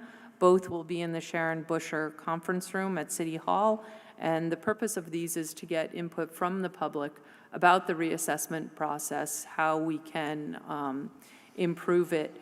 And I also will be sending something to counselors so that you can share this on your front porch forums, because we want to do all we can to get word out to the residents that there is an opportunity for them to weigh in with their, hopefully, suggestions.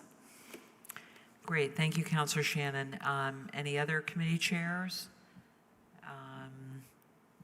Seeing none, we'll close out that item and move on to item number 8, which is City Council General Affairs. Are there councilors who wish to offer comments on general city affairs? Councilor McGee. Thank you, President Paul. I just want to take a brief moment to acknowledge a number of incidents that happened in my ward and throughout the city over the weekend and over the last couple of weeks. I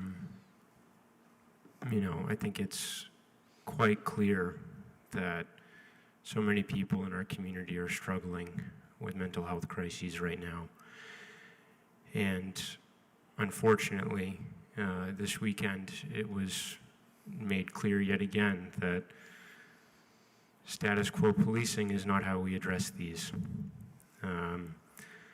We've seen several incidents over the last couple of weeks. Someone taking their own life at Rock Point, who had had 14 previous encounters with Burlington police since June 1st. We have to do better. We have to do better by our community. When people are struggling with mental health crises, they should not get shot in the leg. I think we have seen that there are a myriad of better ways to deal with mental health crises that don't involve armed officers responding to those. And I'm hopeful that we'll have the crisis response team up and running sooner rather than later.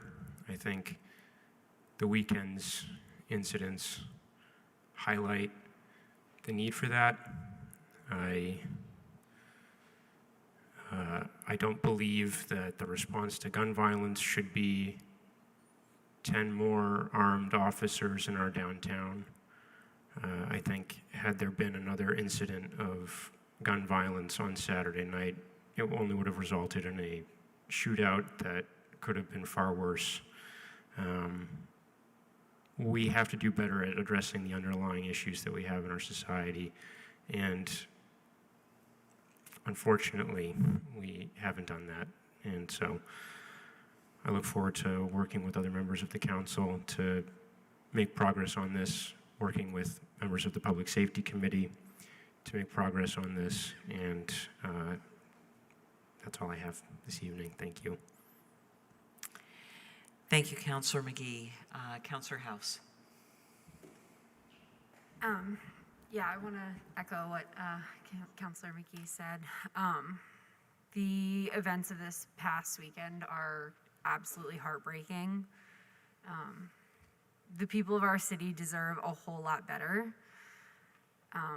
If there's one thing that I've seen as a social worker, it's that the issue of crime is complex, and it originates largely from longstanding systems of oppression.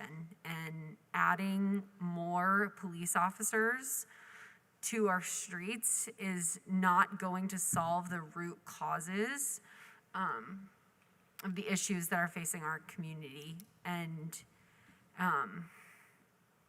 oppression it's woven into the fabric of our society, and it's perpetuated by the systems in which we live and operate, and that includes our own government and policing as it exists today. Relying on more police does not solve these issues. It drives them deeper into the fabric of our society. It creates massive amounts of collective harm.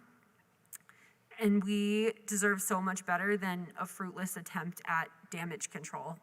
Our community has to take a holistic approach to crime.